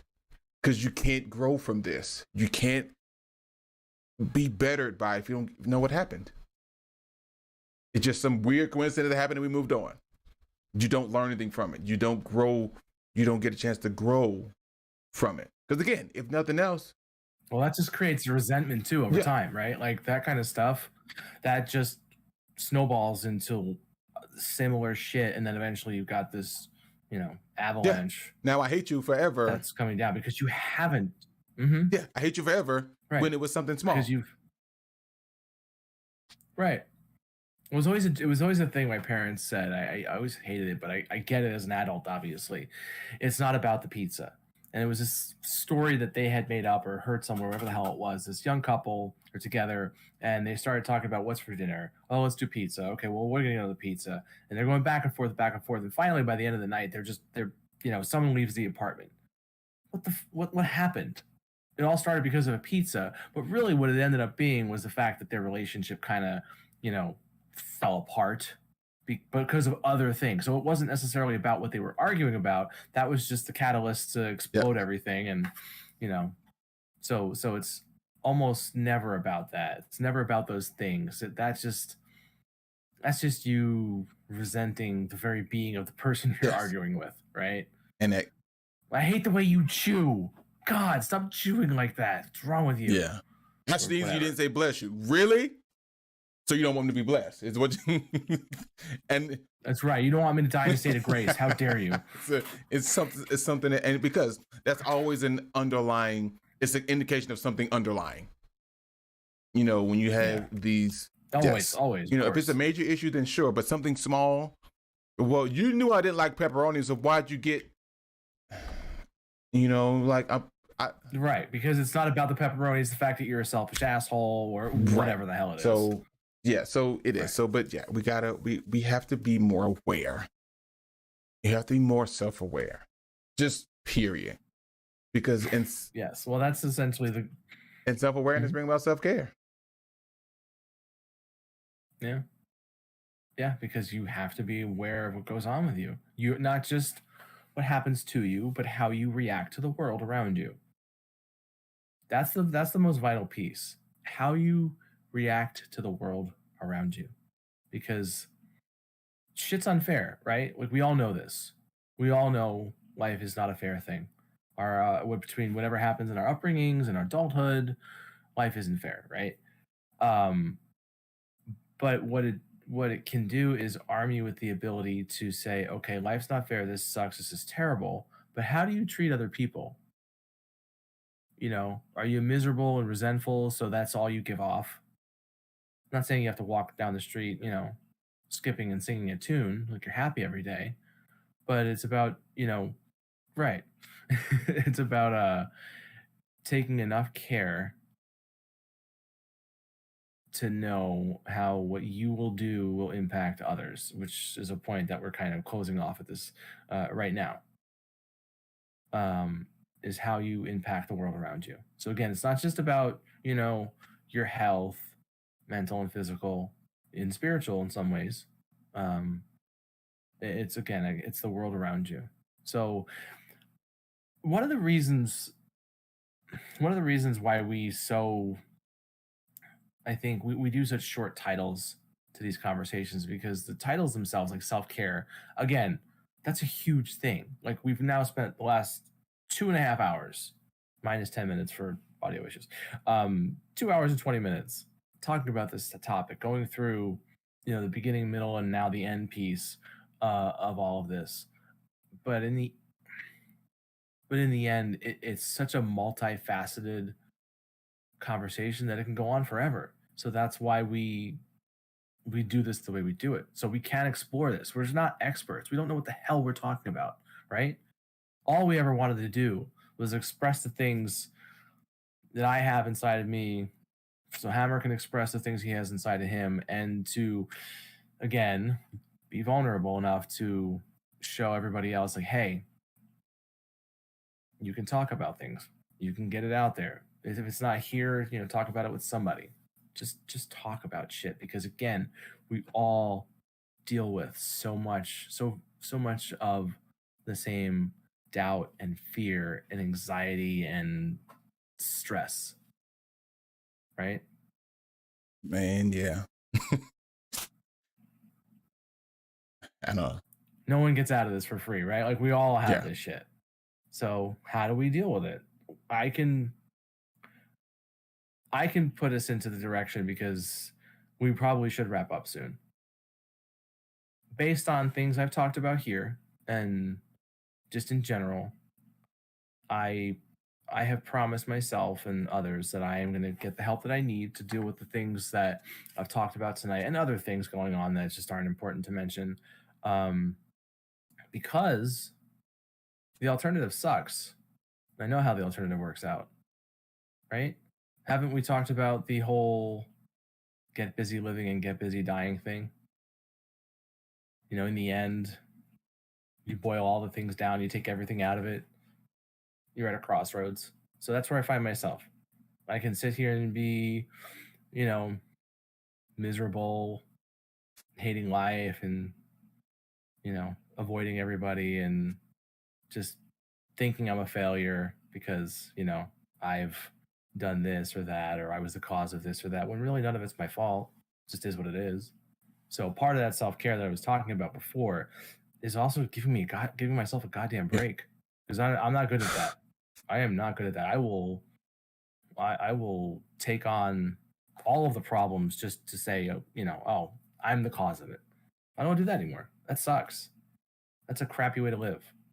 And it's just not true. It's like a terrible fantasy I craft for myself. And you and I have had conversations. I've had conversations with other folks. Like, how the hell is this your fault? I don't know, but it just is. It just is. None of what I'm saying do I do easily. I'm expressing this because I don't do any of this easily, and I want so very much to improve. I never woke up one morning and said, God, I'm just going to hate myself today. Yes, this feels good. It's righteous. I deserve this. It's just something that I've been patterned with and just kind of held on to because trying the other thing was too much effort. I might get hurt. I might not make it. People might say terrible things to me. I don't like that. I don't want to do that anymore. So that's my promise to myself. I will continue every day to try a little harder. I have this guy I work with. He has this really irritating analogy, but it works. How do you eat an elephant? One bite at a time. It's so annoying. Really? One bite at a time, man? But some of the most important lessons are the most annoyingly easy ones too.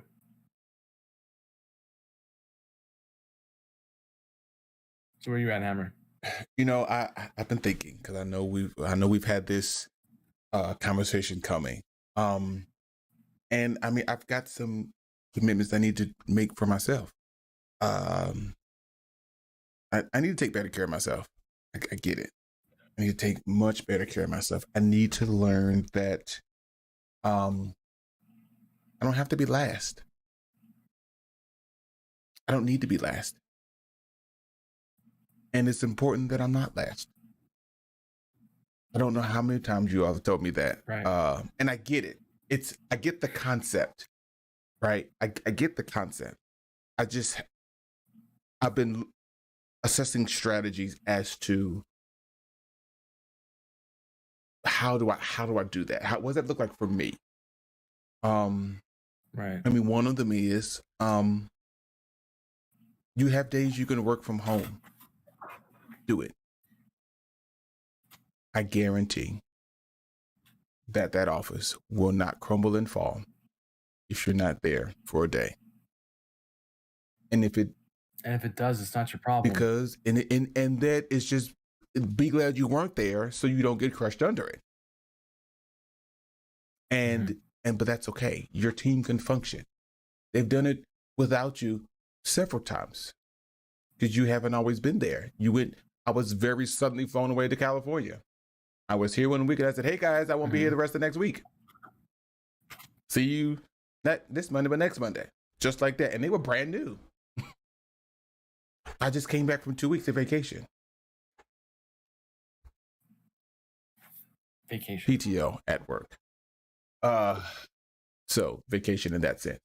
But they were able to function.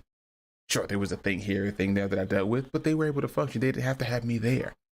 And so even tomorrow, I'm not going to work tomorrow. Why? I need time to chill.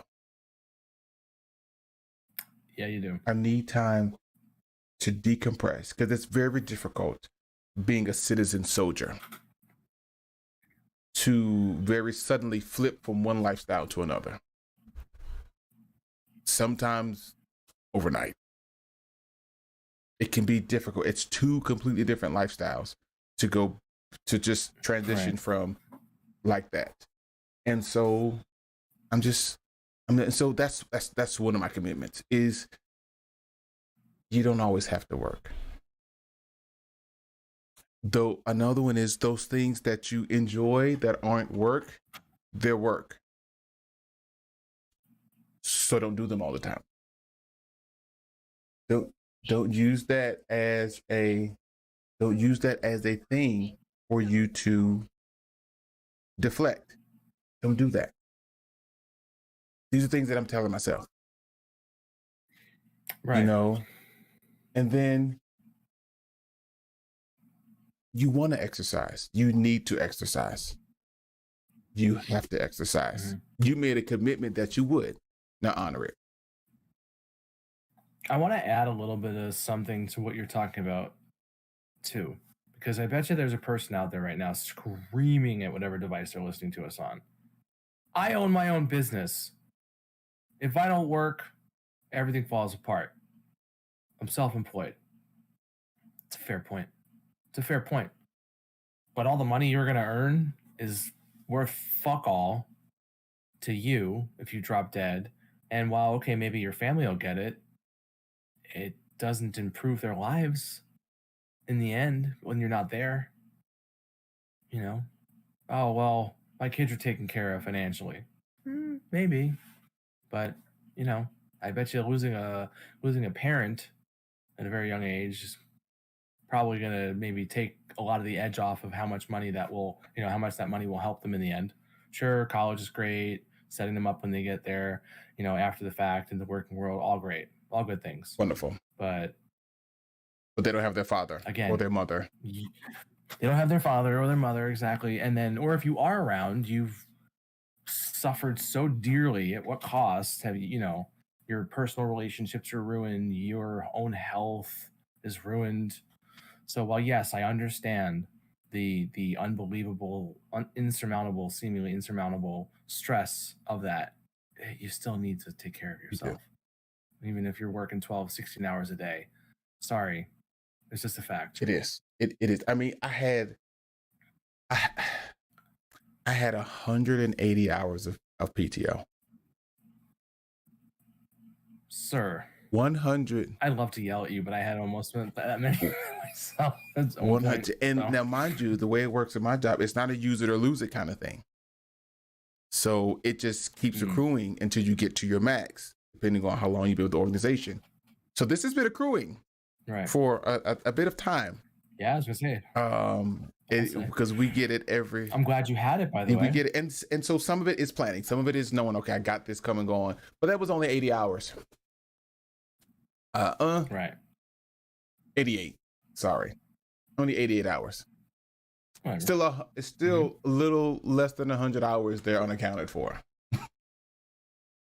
So there's no I had that plan, but there's no excuse for that.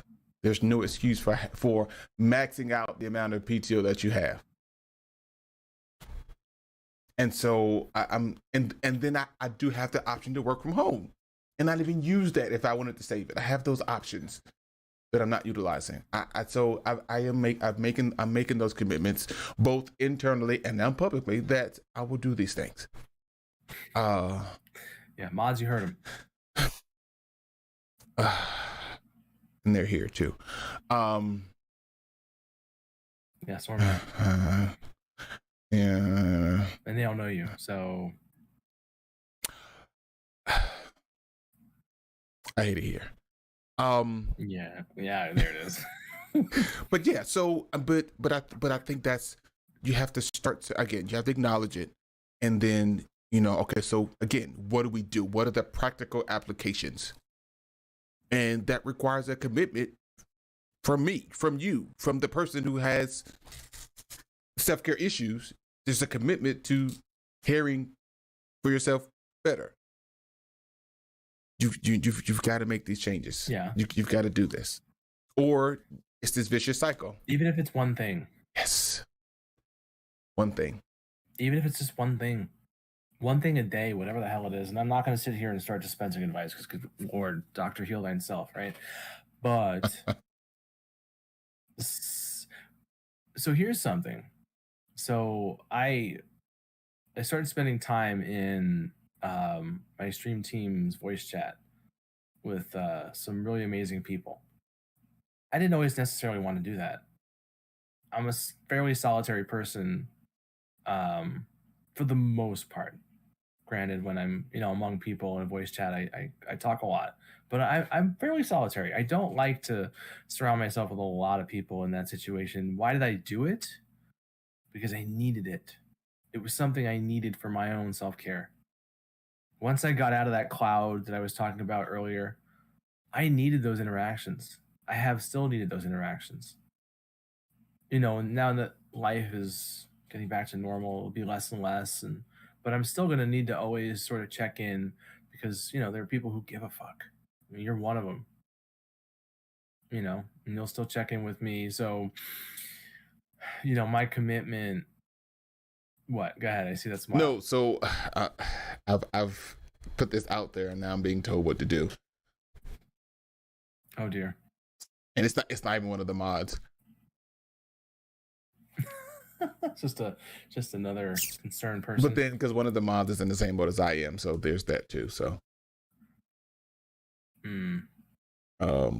So yes. Well, what do you think? Do you think we did it? We did the thing, dude. Do you think we got there? Do you think we got it? It was weird navigating.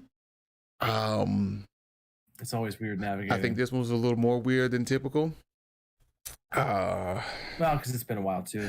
I'll tell you, we didn't lose our chemistry though. I think that's pretty solid there. I mean, here's the thing. I was wondering how it would be trying to. We've been doing this just not in front of a camera. Offline, yeah, that's true. Yeah, fair point. We have been doing this for a while, but we did it. Makes sense. We definitely did it. Yes. So our plan: weekly episodes. Of course, there will be weeks where we're not going to have for whatever reason, But our plan is to continue this every week. The episodes will be available on our VODs as well as on YouTube, and as well as the podcast platforms, which we'll talk about when we wrap up. But yeah, so every week we're going to keep doing this. And so thankfully, I'm just thankful for you as a friend. I've said it before, and I'm going to say it again. it is an absolute honor and a privilege to call you a friend, first of all. And then, second of all, that you are willing to do this with me, explore this territory. And I commend you, sir. I have a I have a tremendous amount of respect and admiration for you. I hate you because you beat me to it. Only because you were talking. You were already talking. But I mean, technically you hit me with it before, but sure. But I meant what I said. I said what I said, and I meant what I said. It did sharing this space with, again, somebody so courageous, somebody so you. You're double dipping. That's not fair. Aha, gotcha. Somebody so you. I wouldn't have it any other way. I wouldn't have it any other way with anybody else in any way, shape, or form. Because you just like you are is exactly what this guy needs. You, and I won't go any further because I know where I'm headed, and I'm doing good. No, go ahead, just do it. Go down. Yeah, no, you're good. Go ahead. Yeah, I'm encouraging you. Of course you are. You, just as you are. There are not many people who can put me in my place. I've said this before. You know, I'm very stubborn and be very bullheaded, and I can be like I can be. And there are not many people that can say, "Hey, do so and so," and I'm like, I hate you, but I will. And I respect that. And you've been that for me. It's going to happen again. You've been that for me. Even, oh God. Okay. Here we go. So even now when you're writhing in unimaginable pain, I don't understand, but I do, how you can, even in that state, be so selfless. I'm getting. You wanted me to go? I'm here now. God damn it! No, this is not what I have in mind, sir. We're here now. You wanted me to go, so we're here. How? Why are we wrapping up? Yeah, we'll wrap up. I'm doing it. I know how to get there. Okay. But since you want me to go, you know how I am with rabbit holes. You sit me down once, so now here we go. Made a terrible error. You did. Now you get to regret your error, but you're gonna love it. You're in pain. That puts you in such a very unique spot. But how often did you encourage me in these 4 months? How often were you the wind beneath my wings, if you will? We're going all the way. The wind. No. All right, good night, everybody. The very thing that kept me going forward, because I had days when I was like, I can't do this anymore. I can't deal with this anymore. I just can't do it. And even without you, hand out tissue, you're gonna need it. Even without you necessarily even saying anything, the fact that you would deal with what you deal with, you heard things that I needed to say, that in my mind, and we're not doing this, but in my mind, paled in comparison to the fact that you were in pain all the time.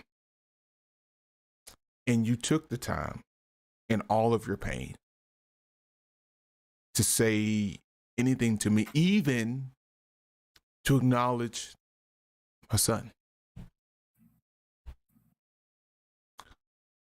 Well, of course. But did you have to? I mean, I felt like I did. But to your point, no. Did you?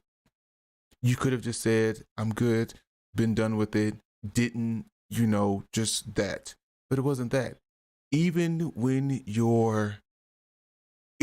even in your delayed response, for whatever reason, by the time you responded, it was the highlight of my day.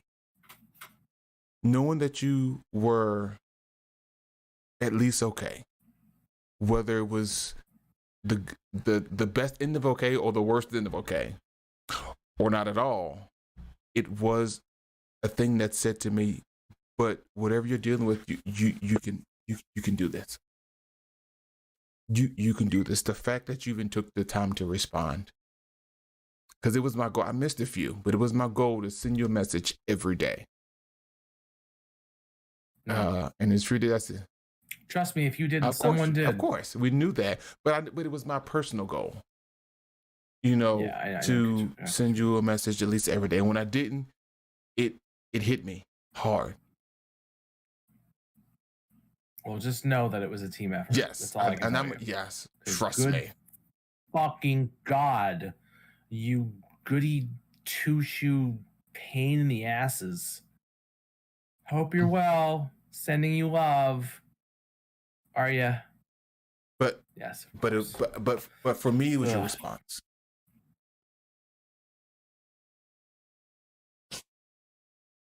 You apologized. I am just being honest. Okay, I did not feel it in the time. Of course, I feel it now. Not at the time. You apologized, but I did for not responding when you were in pain. It was rude to ignore text. But I do apologize, dude. Pain that you probably wanted to break your phone. Oh my God! Yes, of course. Break all the things.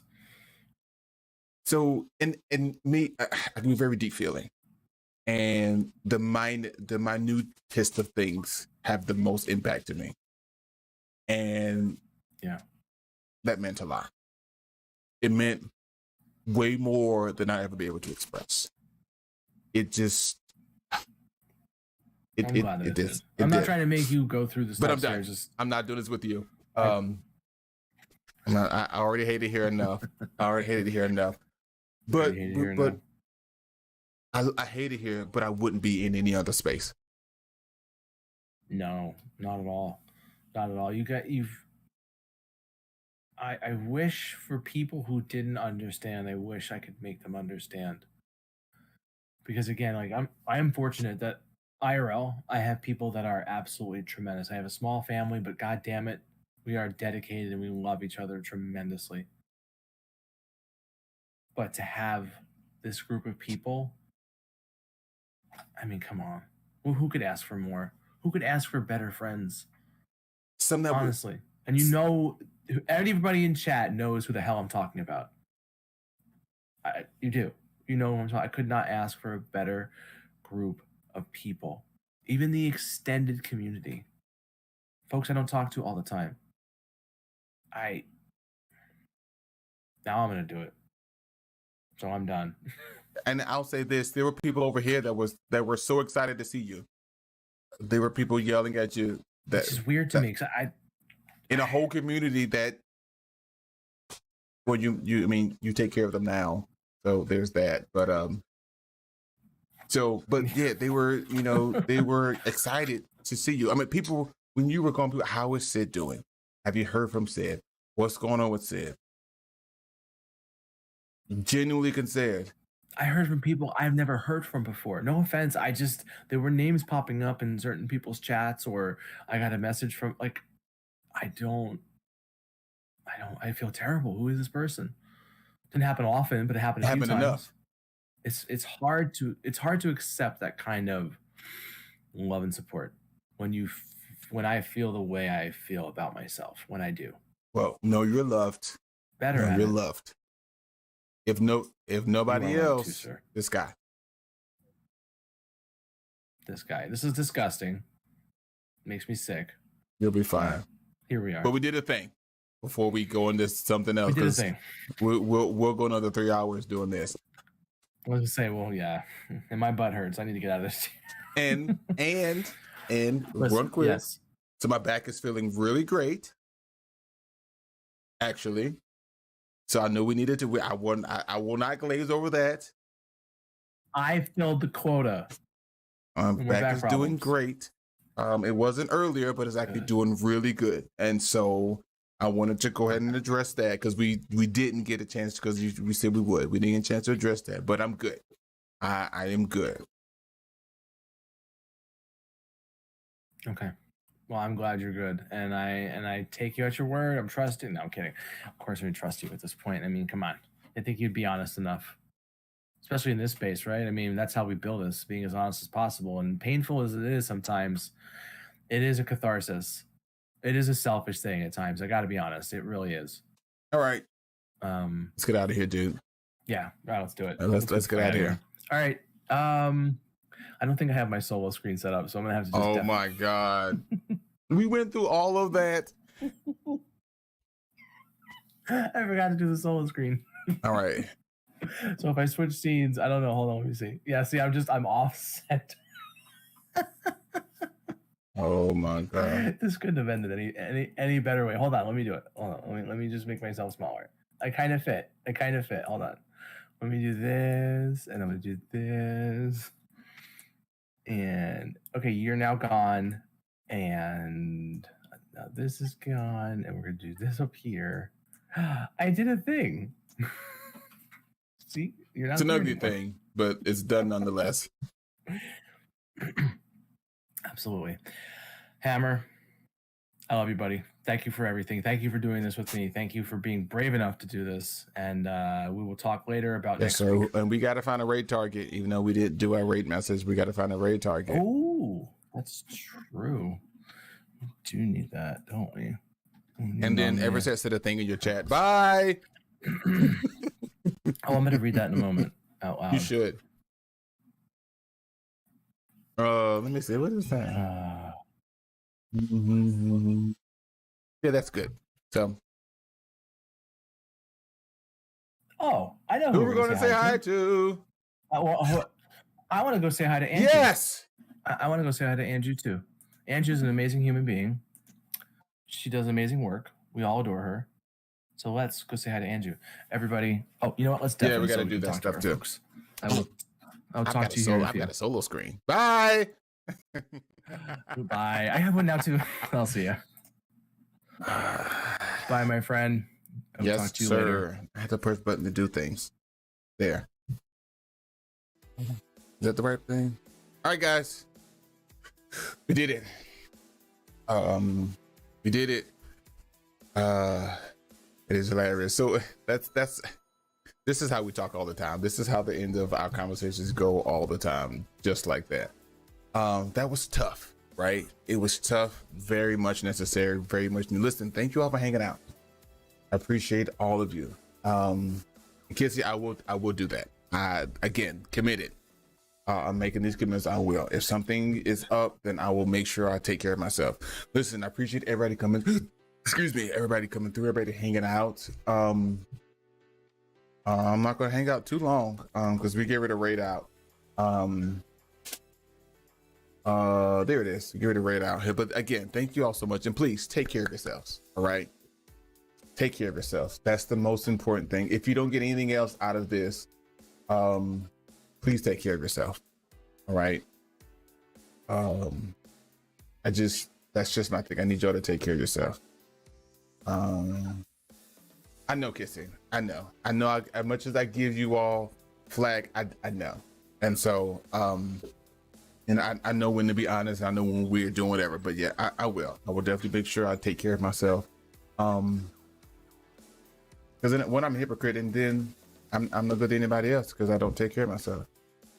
All right. So yeah, I gotta do one too. I gotta do the exact same thing. Because he's still up for some reason. And when he should be asleep. So let's get ready to get out of here.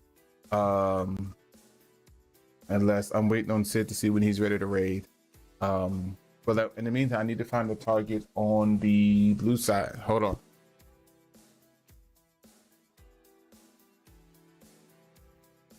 I gotta find a raid target over on this blue side, and we know where we're going on the red side, on the blue side, on the purple side. We're not going to on the red side.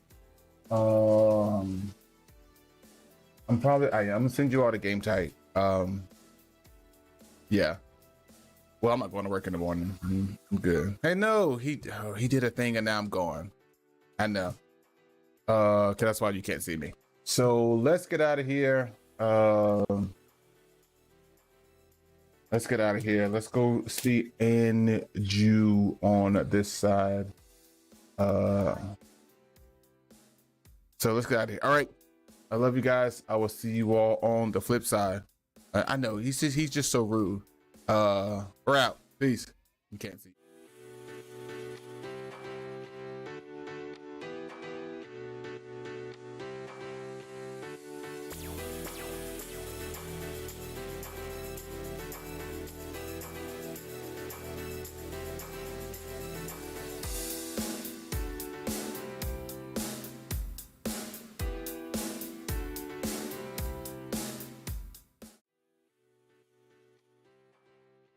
We're back. Cause we got a raid. We got a Mr. Sir raid. So we're raiding out again. So it's the raidception. We're going to go see Mr. Game Powder Entertainment. All right, Trevor, I appreciate you. We're out of here. We're going to go see Game Tight. Let's go.